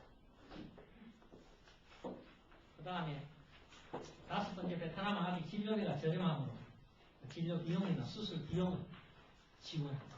재정으로 지원합니다. 재정으로 지원하려면 이런 사역도 의료 분야의 전문 사역으로 들어간다는 거죠. 자, 이제 개념이 좀 잡히죠? 전문인 사역이라는 게. 단순히 기능적인 전문인만을 말하는 게 아니라 빨리 표현하면 전문인 사역이라기보다는 전문 사역 이렇게 표현하는 게 더 좋죠. 사역적인 전문을 따라가는 사역이라고 생각합니다. 그 다음 의료센터에 대한 구축 전망입니다. 의료시설 또는 의료인들 이런 것들은 그래도 기초적으로 잘 갖추어져 있습니다. 동남아 국가들 가보면 특히 또 외국계 병원들이 많이 설립됐어요. 자본 투자를 해가지고. 그렇지만 선교적인 센터들은 거의 없는 상황입니다. 그래서 선교적인 의료센터들을 구축하는 것은 굉장히 유익합니다. 그리고 진료비나 이런 비용들을 절감시켜줍니다. 또 환자들을 위해서 기도하고 치료할 때 기도하고 이런 것들은 웬만한 부분들은 다 수용을 하게 돼 있어요. 또 어떤 데는 그런 걸 조건을 하는 데도 있습니다. 우리 병원에 입원하게 되면 매일 예배를 드려야 된다. 그런 게 있어요. 대신에 병원비가 감면되죠. 그러니까 형편이 어려운 사람들은 그것을 감수하고 줍니다. 이거는 방글라데시도 그런 센터가 있고 그래서 공식적으로 종합병원 정도 규모의 의료센터 또는 개인 전문병원이나 전문병원으로서의 의료센터가 구축될 만한 그런 센터들은 아직도 동남아 국가들은 전망이 밝다. 물론 이것은 이제 후원처나 한국의 든든한 재정적인 지원의 분야가 있어야 되고 또 그 사회를 행할 수 있는 그런 의료 전문인 사회자가 있어야 되고 이런 게 있지만은 채로 놓으면 의사는 다 오게 돼 있습니다. 그런 게 없어서 의사가 못 오는 거죠. 동 박사님 맞죠? 딱지 원장으로 모시면 가실 수 있을 거잖아요. 근데 내가 가서 만들어야 된다면 그건 엄청난 일이잖아요. 그런 거. 이런 것들이 구경안 되면 필요한 사람이 공급해지는 주님께서 필요한 사람을 붙여주시고 보내주시고 그것들을 볼 수 없죠. 사람들이 그런 일조차 시작하지 않으니까 이제 문제인데 그런 분야. 두 번째 큰 분야로 캠퍼스 강의 또는 교수 사역. 한국어나 영어 강의들은 상당히 높습니다. 여기에 영어 강의를 해둔 것은 알파벳만 알아도 또 가르칠 수 있는 건데 최소한 알파벳만 가르치고 그것만 해도 계속 알파벳만 가르치면 되잖아. 알파벳 하는 애들은 문장은 다른 사람한테 배우게 하고 동기부여를 해서 그래서 이런 것들은 주로 이제 어떻게 하는가? 센터 또는 한국 문화센터라는 것으로 많이 열려요. 그래서 한국에 대해 한국어도 가르치고 한국 음식도 요리하는 법을 가르치고 그다음에 한국 드라마 같은 걸 함께 보면서 한국에 대한 이야기들을 나누고 이런 식으로 문화센터라고 해서 이거는 한국만 하는 게 아니고요. 각종 타국가의 문화들, 카레로 음식을 만들어 인도 음식도 맛보게 하고 이런 식으로 문화교실을 이뤄서 다양하게 경험하게 합니다. 한국 문화센터, 이런 문화센터는 상당히 많은 사람들이 모여요. 베트남 같은 경우에는 이제 IT 문화센터라는 이런 거예요. 한국 문화인데 IT도 가르치고 한국어도 가르치고 영어도 가르치고 다양해요. 그 센터 안에서 문화활동하는 게. 몇백 명이 한꺼번에 그냥 한국 수강전공을 해가지고 강사가 없어가지고 예를 들어 갑자기 너무 크게 일을 벌려가지고 그 정도로 현지에서는 필요로 하는 사람들이 많다. 한국말로 할 줄 아는 대사가 그렇죠? 물론 이제 지혜를 보여가지고 가르치는 은사가 필요하고 그런 것들은 내가 그 사역을 행하기 시작할 때 하나님께서 은사를 주시는 거예요. 내게 그런 사역이 왔다는 것은 이미 내게 그런 은사를 주시기로 또 내게 그런 은사를 충만케 하실 수 있는 그런 기회 때문에 교회에서 여러분이 어떤 직분을 맡거나 뭘 맡으실 때 그걸 거절하면 안 돼요. 거절하면 그 은사 하나가 내게 없는 겁니다. 준비 안 돼도 부족해도 그냥 뭐 하시오 뭐 맡겨주시면 그냥 감사하고 받으세요. 그러면 그 일을 마칠 때쯤에는 내게 그 은사가 충만한 거예요. 처음부터 그 은사 타고난 사람은 없어요. 하다가 은사가 충만한 사람들이지. 그러니까 뭔가 새로운 일을 내게 하게 주실 때는 하나님께서 내게 새로운 은사를 주시는 거예요. 감사하고 그걸 받고 마칠 때 되면 그 은사가 내게 있다는 것을 본인이 알게 되죠. 때문에 고백은 뭔 내가 한 것이 아니고 하나님의 은혜야. 바울이 그런 고백했잖아요. 내가 다른 사도들보다 더 많이 수고하였으나 그것은 내가 아니요 오직 나와 함께 하신 하나님의 은혜로라. 그게 바울의 고백이에요. 자기가 일을 마친 후에 고백해요. 그 고백. 그것을 알게 되죠. 캠퍼스 강의나 교수 사역들, 또 기숙사를 운영할 수 있어요. 학사 운영. 물론 이건 재정이 좀 정기적으로 필요합니다. 기숙사를 운영하면서 학생들에게 지방에서 올라온 학생들 학교를 다닐 수 있도록 만들어주면서 그러면서 매일 경전의 시간을 가진다든지 매일 저녁에 정기적인 시간을 가져서 함께 나눔을 하고 그러면서 복음이 전달되는 이런 사역. 처음에는 이제 기숙사 사역을 베트남에서 많이 했어요. 그런데 이런 사역을 할 때 직접적으로 그들이 그런 걸 못했고 뭐만 했나 집을 렌트하면 렌트비를 주고 재정만 났어요. 좀 더 현명하게 했더라면 재정만이 아니고 거기에 들어오는 자들과 더불어서 복음을 나눌 수 있는 그런 일을 할 수 있었을 텐데 너무 이제 렌트한 주택에 외국인이 자꾸 전화하면 걸리거든요. 그것 때문에 접근을 못하고 들어가게 되거든요. 실제는 기숙사 사역을 할 때는 그런 식으로 운영을 되도록 아니면 그런 사역을 할 수 있는 사역자를 양육하고 나서 양육된 사역자를 기숙사를 열면서 거기서 상주하면서 학생들을 훈련시키고 경전 훈련을 시키고 신앙 훈련을 시키도록 사역자가 양육되어서 가야 되죠. 요걸 못한 거예요. 그러니까 매달 돈만 나가고 실속은 되고 그래서 지금은 이제 많은 분들이 기숙사 사역을 중지를 했습니다. 제가 생각하는 것은 사역자를 먼저 양육하고 기숙사 사역을 되게 맡겼다면 그래서는 됐을 것인데 아마 그 순서가 바뀌었다 그런 생각을 가지고요. 기숙사 사역을 학사 운영 사역을 하실 때는 그런 부분을 잘 생각하셔야 되죠. 뭐 오픈된 지역은 괜찮죠. 내가 상주하면서 함께 살면서 다 가르칠 수 있으니까. 그러나 창의적 지역 같은 경우는 함께 거주할 수가 없어요. 그런 경우에는 사역자를 양육해서 그 사역자가 하여금 모든 대외적인 분야의 대표나 이런 것들 그 친구가 드러나게 만들고 그 친구가 하는 걸 만들어줘야 아무 어려움 없이 운영이 되죠. 그럼 한국어나 영어 같은 경우는 역시 한국의 단기팀들하고 연결을 해가지고 여름 방학 때나 겨울 방학 때 단기팀들이 오면 한국어 캠프, 그 다음에 영어 캠프 일주일간 정도 한국어 캠프 하면요. 한국어 배우는 사람들 한국어 실력 늘죠. 감사하게 한 사람 배우는 것보다 여러 한국인들 와서 대화들 그것도 지방에서 오면 지방말 다 들어보고 그죠? 그렇게 해서 이제 식견도 넓어지고 의학도 발전하고 한국인하고 일주일 같이 살고 나면 언어가 확 뛰어가요. 그 일주일 사는 동안에 한국에서 온 친구들은 한국말로 대화하니까 얼마나 좋아요. 현지어 모르지만 한국어로 대화. 그래서 인격적인 교제가 이틀, 3일쯤 되면 이루어져요. 같이 먹고 같이 자고 합니다. 그럼 3일째 저녁이나 이런 때부터 시작해가지고는 내 안에 있는 복음이 나누어지기 시작. 그럼 일주일 하고 나면 복음을 다 전하게 되고 듣게 돼요. 그러면 반응들이 나오죠. 받아들여서 믿는 아이들, 거부하고 반대하는 아이들. 그 다음 자기들 안에서도 분쟁들이 일어나죠. 우리가 이런 거 하면 안 된다. 여기는 전도하는 모임인데 한국 한다고 이래가 여기 와서 우리한테 예수 전가하고 일하는데 불법이다. 신고해야 된다. 이런 애도 생기고요. 위험합니다. 위험해요. 그런데 그들이 캠프에 들어와서 할 때 조건이 뭐냐면 정해진 시간까지, 정해진 기간까지 함께 한다는 거예요.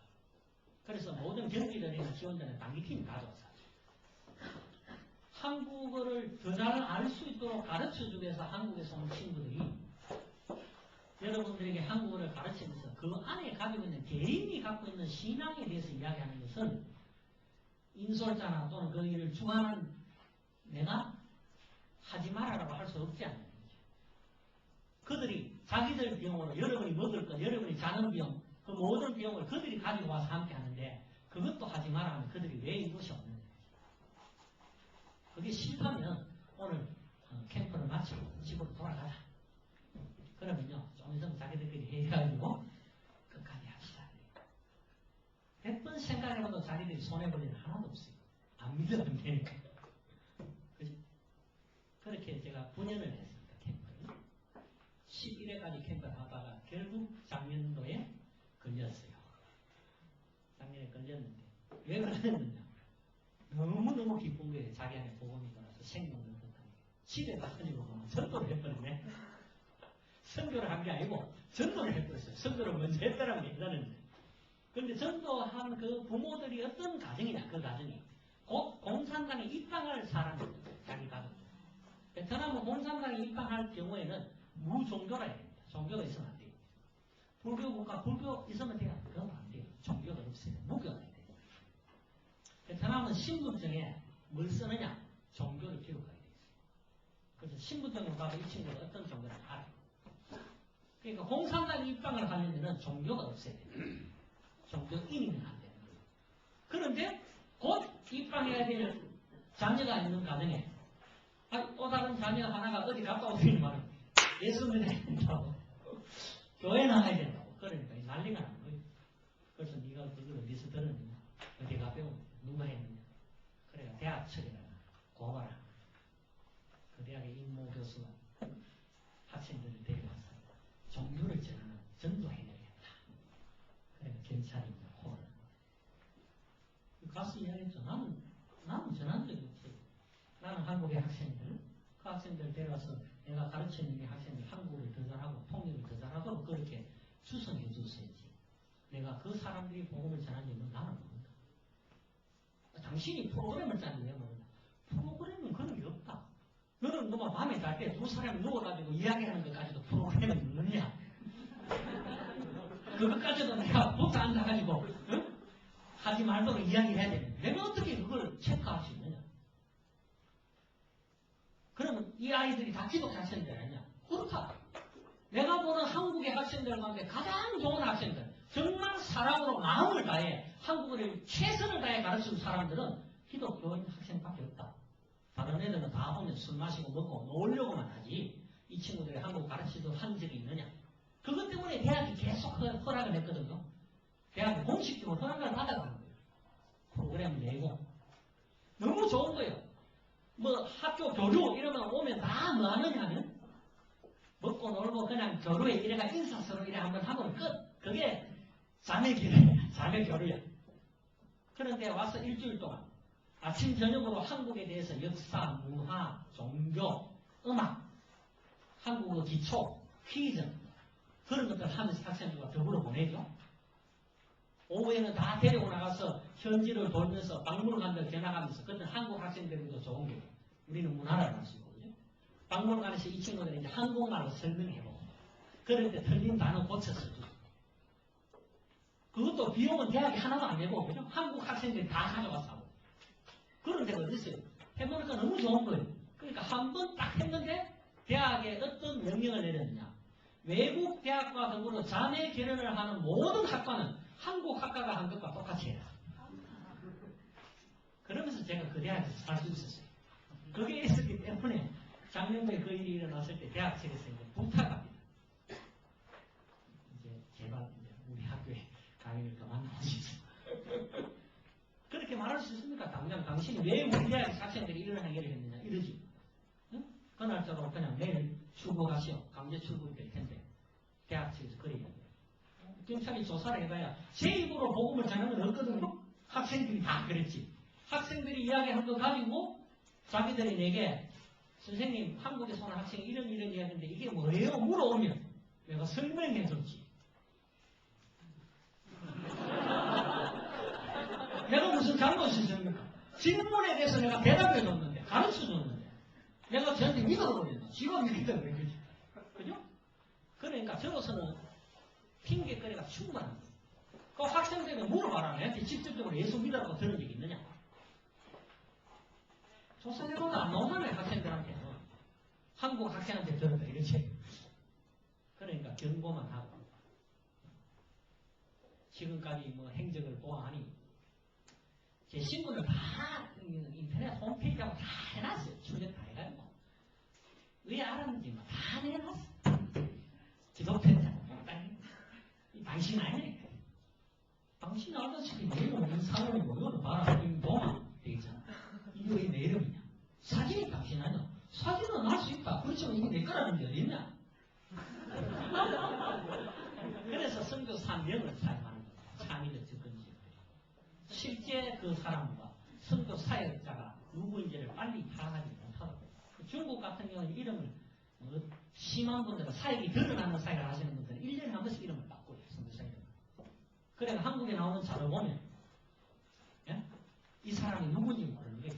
그 사람이 연계가 안 되는 거예요. 그런데 내용을 보면 거기서 사역은 누구다는 알지만 그러니까 자기들이 내용 볼 때는 H대학에 뭐 어쩌고 저쩌고 뭐 캠프 어쩌고 저쩌고 나와있기는 나와있는데 그런 기라 이름이 다르잖아. 봐라 내용이 다르냐. 다른 이름 아니냐. 사진은 내 거 맞네. 사진이 어디서 찍어가 같이 갖고 올 수도 있는 거고 또 내가 그런 자리에 참여했을 수도 있는 거고 그걸 누가 쓰는지는 나는 모른다. 그러니까 이제 앞으로 이런 전도 행위를 하지 마십시오. 그리고는 강제 출국하라, 뭐 장소로 옮겨라, 어디 가라 이런 것도 없이 작년에 그런 일이 있어서 이제 한국 캠프사이트 대학에서 강의도 더 이상 못하게 되고 그 캠프사이트 준비를 했습니다. 원래 저는 또 신학교 사역을 하는 게 겸해서 같이 있었기 때문에 그 분야는 내려놓고 신학교 사역을 전적으로 지금 하고 있습니다만 이 한국어 사역이 그런 자기를 심어야 돼요. 한국어 강의만 그냥 한다고 학교에서 자연적으로 전도되는 게 아닙니다. 그런 착각을 하는 분이 많아요. 대학에 강의만 나가면 되는 걸로 생각하는 사람이 있어요. 특히 창의적 접근적은 자기 신분 유지를 위해서는 교수라는 신분이 상당히 좋잖아요. 지위적으로도 세상 사람들이 인정받고 존경받는 자리. 베트남의 선생님 하면 존경받는 자리. 옛날 우리가 스승들을 거하게 여기듯이 그런 거예요. 지금 때문에 그냥 선생님이 대학가도 선거가 자동으로 되는 건 아닙니다. 그 학생들에게 영혼에 대한 사랑을 불태우지 않는 거예요. 그걸 아는 친구들은 자기 스스로 고백합니다. 캠프를 안 해도 저희 집에서 한국어 공부를 하다가 어느 날 뜬금없이 저녁 식사를 하러 나가게 됐어요. 왜 나가게 됐느냐. 원래는 그 한국어 공부를 마치는 그 가운데 접근해서 이미 믿는 아이들과 더불어서 성경 공부를 해야 돼요. 그러면 안 믿는 애들은 집에 가야 돼요. 안 가고 있는 거예요. 그리고 보내야 되면 어쩔 수 없이 그냥 밖에 나서 식사해. 그럼 밖에 나서 식사하고 들어올 때 우리 집에 들어오면 되니까.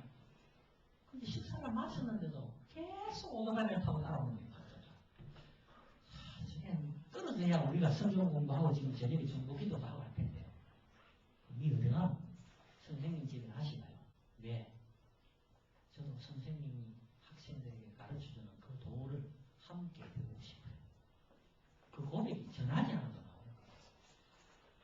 그래가 워낙 놀래가지고요. 그 아이 집에서 그 말이나 할 줄 몰라가. 그래라 그러지 마라 소리도 못하고 그냥 집까지 왔어요. 그러고 그냥 뭐 참여해라 소리도 없이 그냥 테이블에서 함께 그냥 성경 공부하고 기도하고 그랬어요. 그리고 마치고 물었어요. 오늘 함께 이 자리에 그냥 왔는데 어떠냐. 선생님 저도 다른 학생들과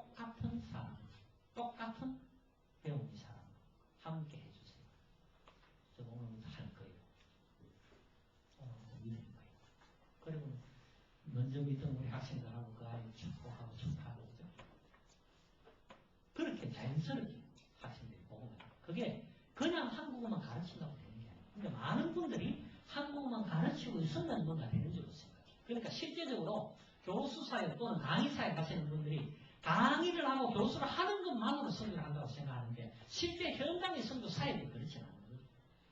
그것을 통해 내가 가진 복음이 그들에게 들어가기까지는 더 많은 활동들이 필요하고 다른 차원에서의 역할들이 필요합니다.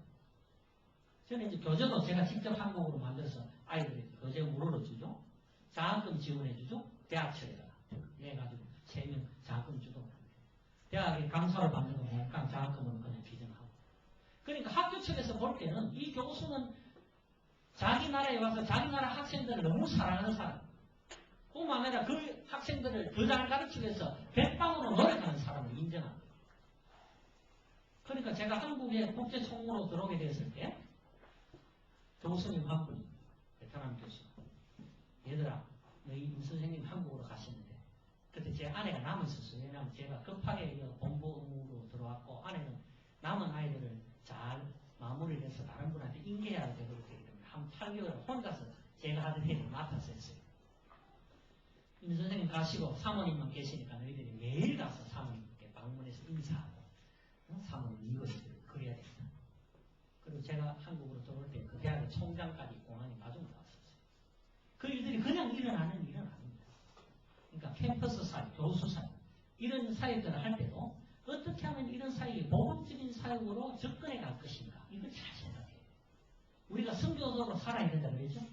그럼 어떻게 살아야 내 삶이 선교하는 삶이 되느냐를 잘 생각해요. 특별히 직장에 계시는 분들 그 방법들을 잘 체득해요.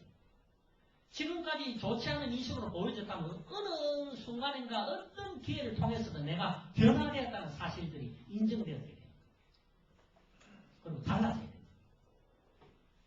그런 삶의 변화를 가져오지 못하면 인정을 받지 못하면 교수 사회를 하고 있을지라도 한국어 강의를 하고 있을지라도 창의적 접근 지역에서 실제적인 복음이 그들에게 전거되는 건 굉장히 어렵다. 그런 부분들을 잘 생각을 하시면 될 것 같고 컴퓨터 IT 사회 지금 베트남에서 IT 사회를 하시는 분이 한 분 계시는데요. 그분 실제적으로 컴퓨터 전문가가 아닙니다. 그냥 조금 했던 사람이에요. 그런데 하다 보니까 지금은 뭐 일반적인 수리, 아프터 서비스 하는 그런 기사들 있죠? 그런 정도의 수준을 충분히 가능하고 지금은 이제 인터넷 회사를 운영하고 있습니다. 그렇게 시작되어서 지금 그 자리까지 오게 됩니다. 그래서 우리가 인도 차이나 지역의 선교사들 모임이나 베트남의 어떤 선교 사회적인 활동을 하면 그분이 다 CD로 자료를 만들어서 공급해주고 자료화 시키고 하는 일을 현지 선교사, 또 우리 한국인 선교사를 위해서 그런 일을 많이 하고 있는데요. 컴퓨터로 앞서 말씀드린 대로 그냥 조금 할 줄 알면 시작할 수 있는데 문제는 한국의 통신 여건과 같이 현지의 통신 여건이 좋지 않다는 거예요. 제일 빨라요. 54 bpm, 그죠? 거기 최고 속도라. 그것도 ADSL이라고 해요. 메가도 안 나옵니다. kbps 나오는데 킬로바이트밖에 안 나오지만 그런 것 같고 지금은 이제 베트남도 많이 좋아졌습니다. 배선이 늘어나고 인터넷 회사가 늘어나면서 속도가 많이 빨라지긴 했지. 50메가까지 이제 나옵니다만 그래도 말은 50메가니 실제 속도 50메가가 안 나와요. 그런 현지의 통신 환경은 그렇게 좋지 않다. 때문에 인터넷을 사용하는 방법 가르치는 것도 대단합니다. 제가 한국 캠프 할 때는 한국 친구들하고 4일째쯤 되면 뭘 개설하게 하느냐면 인터넷에 이메일을 개설하게 만들어요. 이메일 개설하는 방법, 그 다음 이메일 아이디를 만들고 나니 편지 주고받는 방법을 같이 실습을 해요. 그러면서 편지 주고받을 때 뭘 만들어 두느냐면 한국 학생의 아이디하고 베트남 학생의 아이디가 서로 교환되도록 편지를 그렇게 주고받는 거였어요. 연습하면서. 그래 놓고 이 친구들이 한국에 돌아가서 뭘 하느냐면 베트남에서 가졌던 생각, 그 형제나 자매를 향한 마음, 이걸 이메일로 보내요. 그때 보낼 때 한국은 따스한 봄날이, 나는 봄날이 되면 너무 좋아. 마음물이 소생하는 것 같이 내 영혼이 소생했기 때문에 그런 식으로 편지를 보내요. 그럼 읽어보면 무슨 말인지 모르잖아요. 한국어는 읽었어. 근데 이미 이해가 안 되는 거예요. 그럼 선생님 이 뜻이 뭐예요? 한국 친구가 이걸 보내왔는데 연결하고 보내. 저는 이미 다 가지고 있어요. 왜냐하면 그 친구가 보낼 때 동시 참고를 나한테 보내기 때문에. 그게 우리끼리 짠 작전입니다. 그 학생들은 어떤 선교사가 됐냐면 이메일 선교사가 된 거예요. 실제 한국 땅에서 베트남을 한번 다녀간 거로 선교사가 된 거예요. 그 친구들이 그걸 물어올 때 그 내용은 이런 내용이다. 그 사랑은 이런 사랑이다. 그 기쁨은 이런 기쁨이다. 결국 제가 전하는 복음. 그리고는 그 친구의 입에서 나도 그걸 하기를 원합니다. 또는 나도 주님을 영접하였습니다라는 말이 나오기 전까지는 설명을 끊으면 안 돼.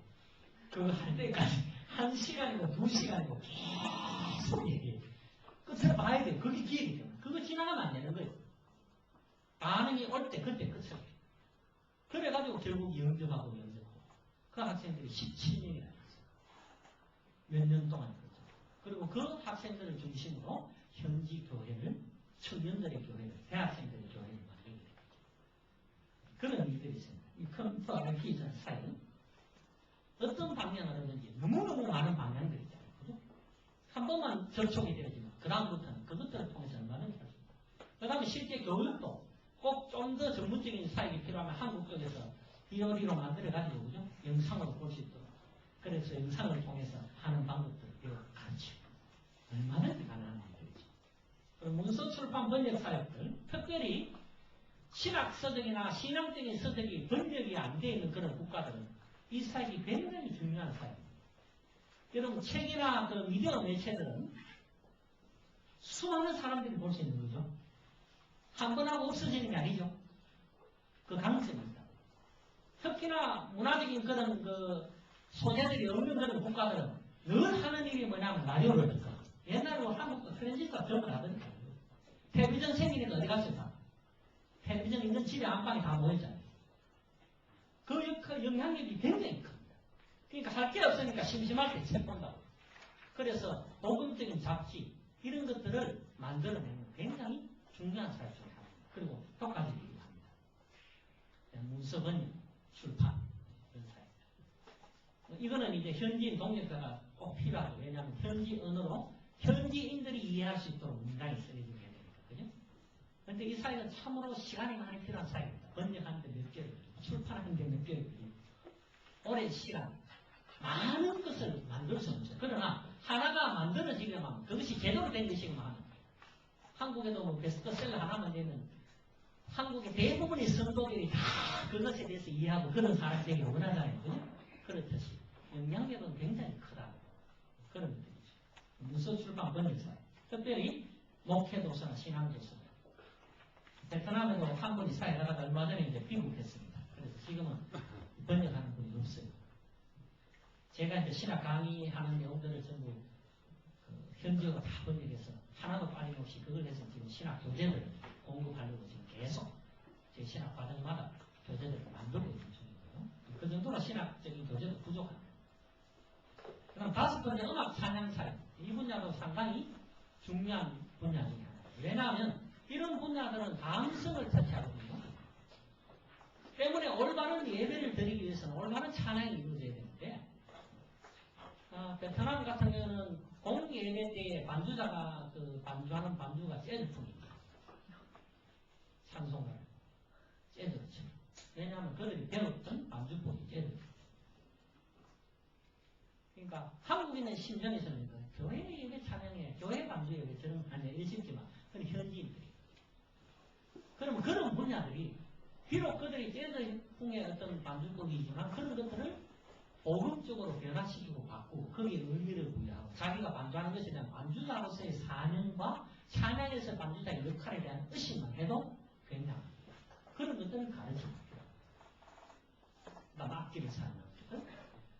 최근에 이제 베트남에 뭐가 만들어지기 시작했냐면 공예배에 대해 찬양팀이 서기 시작했어요. 근데 이 찬양팀이 찬양하면 여기서부터 한 사람씩 쭉 나옵니다. 그리고 찬양을 마치고 한 사람씩 쭉 들어가요. 그 시간이 10분 이상 걸립니다. 그런 것들이 제대로 못 배워야 되겠다. 그게 예배를 다 방해합니다. 예배 시간들을 다 엉뚱한 곳으로 집중된 것들을 다 흩어집니다.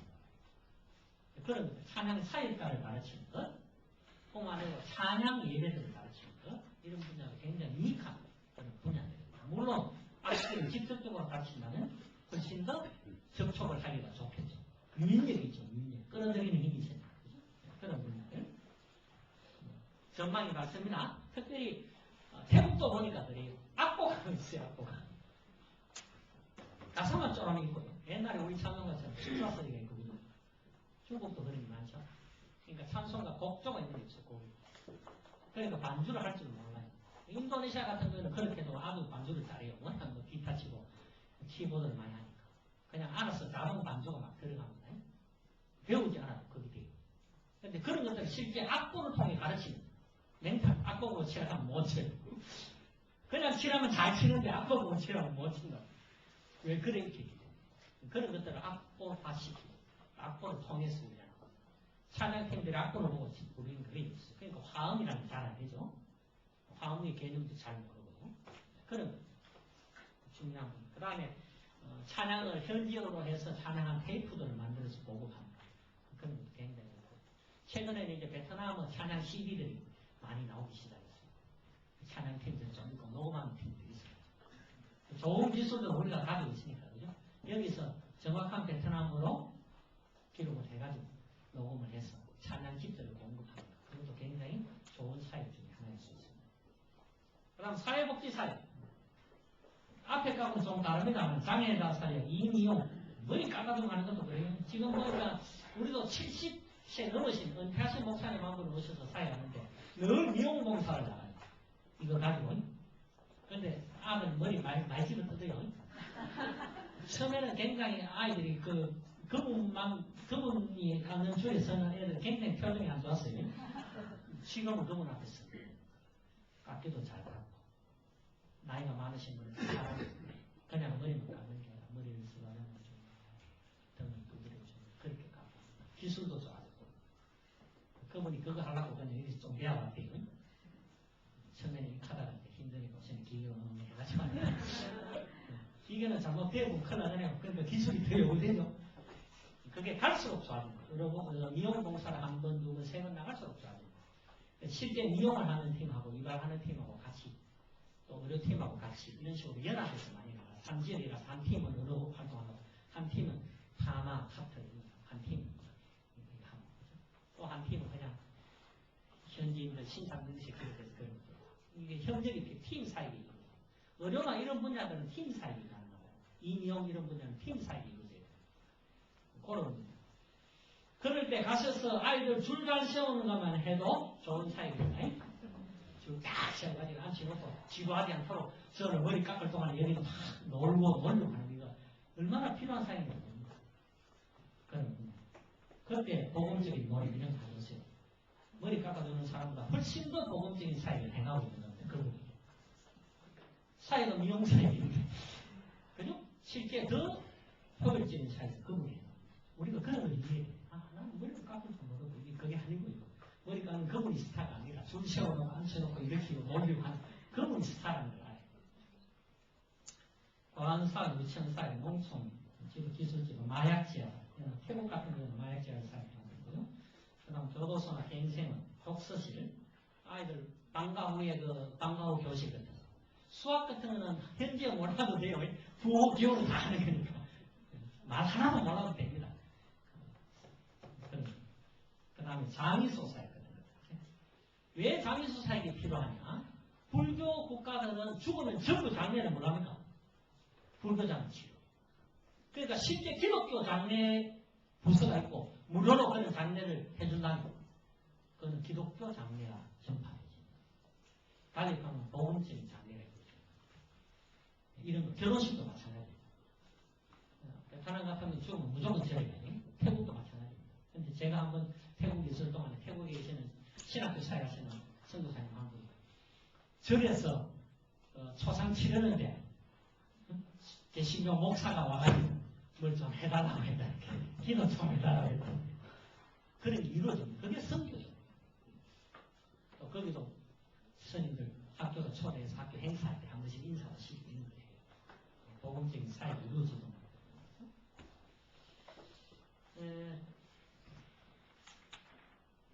빨리 좀 이제 해야 되겠는 시간이 지나버려가지고 그 사회복지 사역 중에 특별한 사역 하나 이름을 지으면 세탁사예요. 세탁 전문이. 장애인 복지시설이나 이런 노인 요양시설 같은 데 가면 빨래거리가 얼마나 많은지 몰라요. 그러니까 빨래 잘해주는 설거지. 딴 거 없어요. 가서 그냥 빨래만 하면 되고. 팔뚝에 힘만 있으면 되고 빨래 할 줄은 알면 됩니다. 세탁 전문이 생겼어요. 그거 하면서 말했어요. 이 옷을 입느냐, 이 이불을 사용하느냐, 그 영혼의 구원을 구하며 부르짖고 합니다. 보세요. 못할 게 없잖아요. 못할 게 없는 게 그리스도인입니다. 왜? 그리스도인의 삶 자체가 선이기 때문에. 다 행할 수 있는 거예요.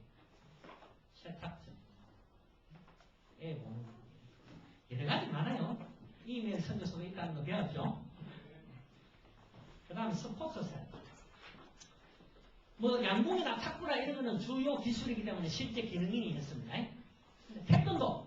한국인 남자 군대 갔다 오면 태권도 다 알아요. 그렇죠? 태권도 초단밖에 안 됩니다. 그것도 실제 국가공인사기 때는 없는 군 출신. 저리 남미 지역에서 선교 사역을 하는데 뭘 했나? 하고 갈 게 없으니까 태권도 배울 사람을 모집합니다. 그러니까 동네 꼬마들 하고 막 한국 태권도는 유명하니까 그죠? 모이더라고요. 그러니까 밤새 비디오로 태권도 홍시하고 이런 거 다시 옛날 가마들 한 거래. 다시 밤새 보고 그 다음날 가르치는 거예요. 얘 가르치고 오늘 밤에 보고 이제 가르칩니다. 그런데 난리가 났습니다. 한국에 사범이 있다는 소문을 듣고 국가대표 선수를 온 거예요. 한 수 배우겠다.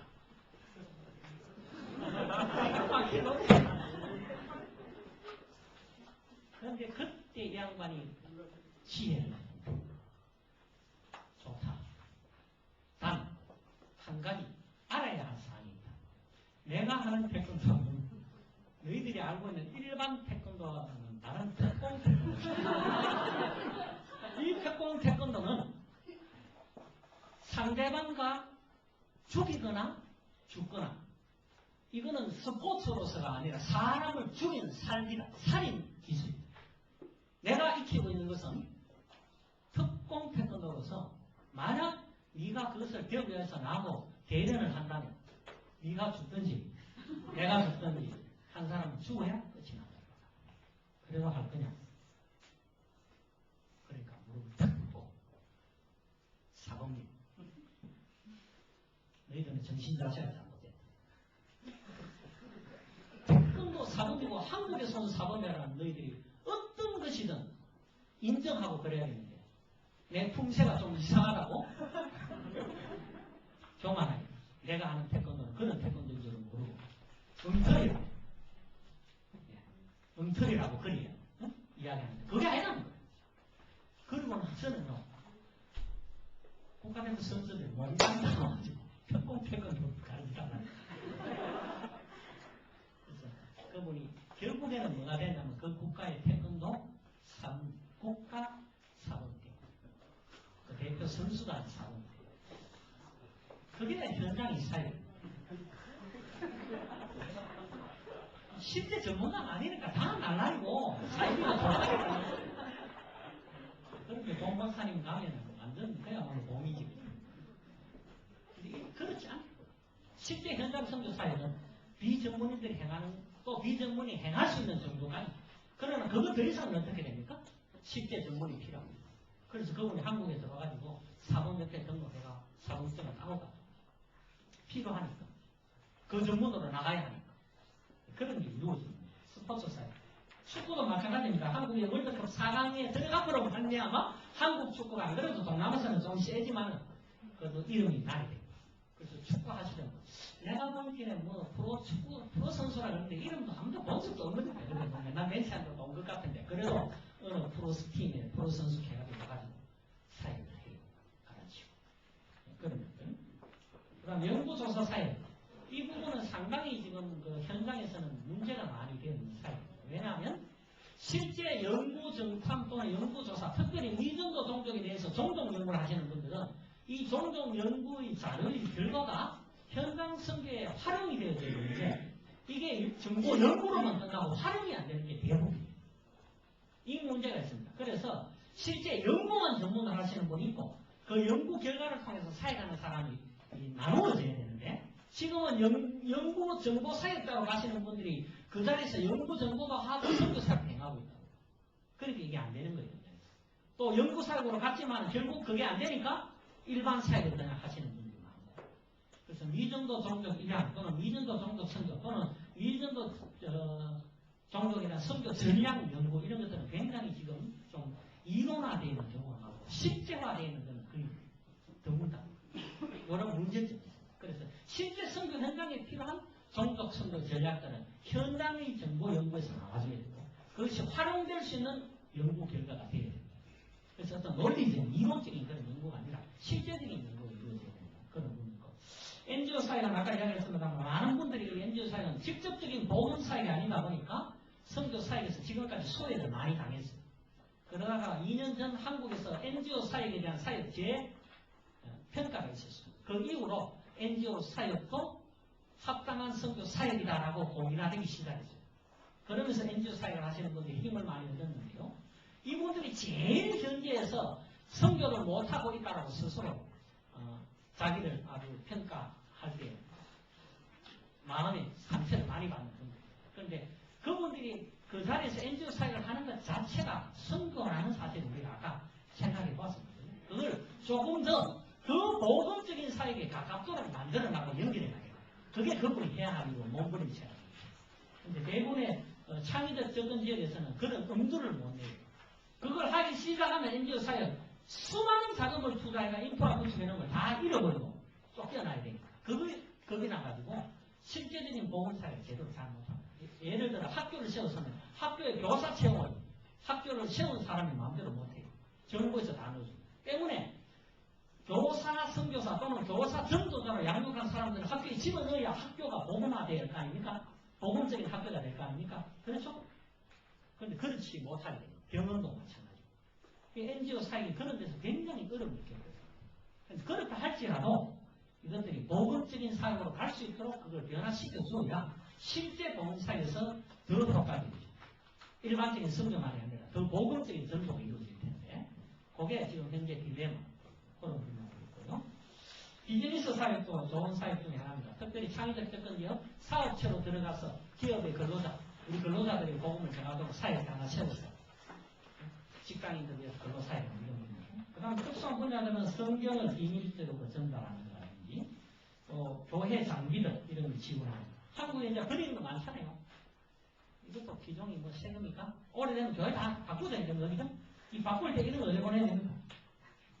성비면지에 보내야 돼. 여기서 팔아먹을 생각하지 말고 중등부 쓰던 거 이런 뭐 소년부 쓰다가 마지막에 폐기될 때 내거나 성비들 보내야 돼. 그런 공급들 이런 공급들도 중요한 전문사역입니다. 그래서 우리가 이거 부르면 배달 전문사역 현재 필요한 물품을 공급해줍니다. 공항 전문사역도 있습니다. 공항에서 선교사님들 들어오고 나가고 하는 그런 공항에 차량 한 대 가지고 편리하게 그런 사역이죠. 여러 가지 전문사역들 말레이시아, 태국 필요한 것들 좀 기록해뒀습니다. 어린이 교육, 교회 건축, 교회 음악, 체육 이런 평신도 전문사역들 그 다음에 캠퍼스 사역을 하실 분, 기독교원의 원목 사역을 하실 분들 그 다음 기숙사 사역을 하실 분들 또 현지에 행정 사역을 하실 분들 많은 분야의 다양한 사역자들이 선교 현장에서 절실히 필요하고 다 쓰여지고 사용된다는 것 이해하시고 전문인 선교사라는 것에 대해서 기능적이냐 사역적이냐 이 분야를 여러분 잘 생각하시면 나도 전문 선교사로 사역을 나갈 수 있겠구나 하는 것을 충분히 결단하고 헌신할 수 있을 것이라고 생각합니다. 시간이 조금 지체돼서 명강사가 해가지고 명강사 5분 전에 끝내면 스페어 타이어로서 역할을 잘했는지 모르겠습니다. 더 좋은 스페어 타이어를 갈아 끼워 넣어야 차량이 더 잘 나가는데 좀 덜 좋은 거로 갈아 끼웠으면 힘이 들었을 거고요. 아무쪼록 하나님께서 이 시간을 통해서 여러분에게 깨닫게 하시고 알려주신 걸 통해 좀 더 해외 선교에 한 발자국 더 나아가고 여러분 삶을 다른 선교의 헌신으로 들으시는 그런 분들이 되어주시길 바랍니다. 감사합니다.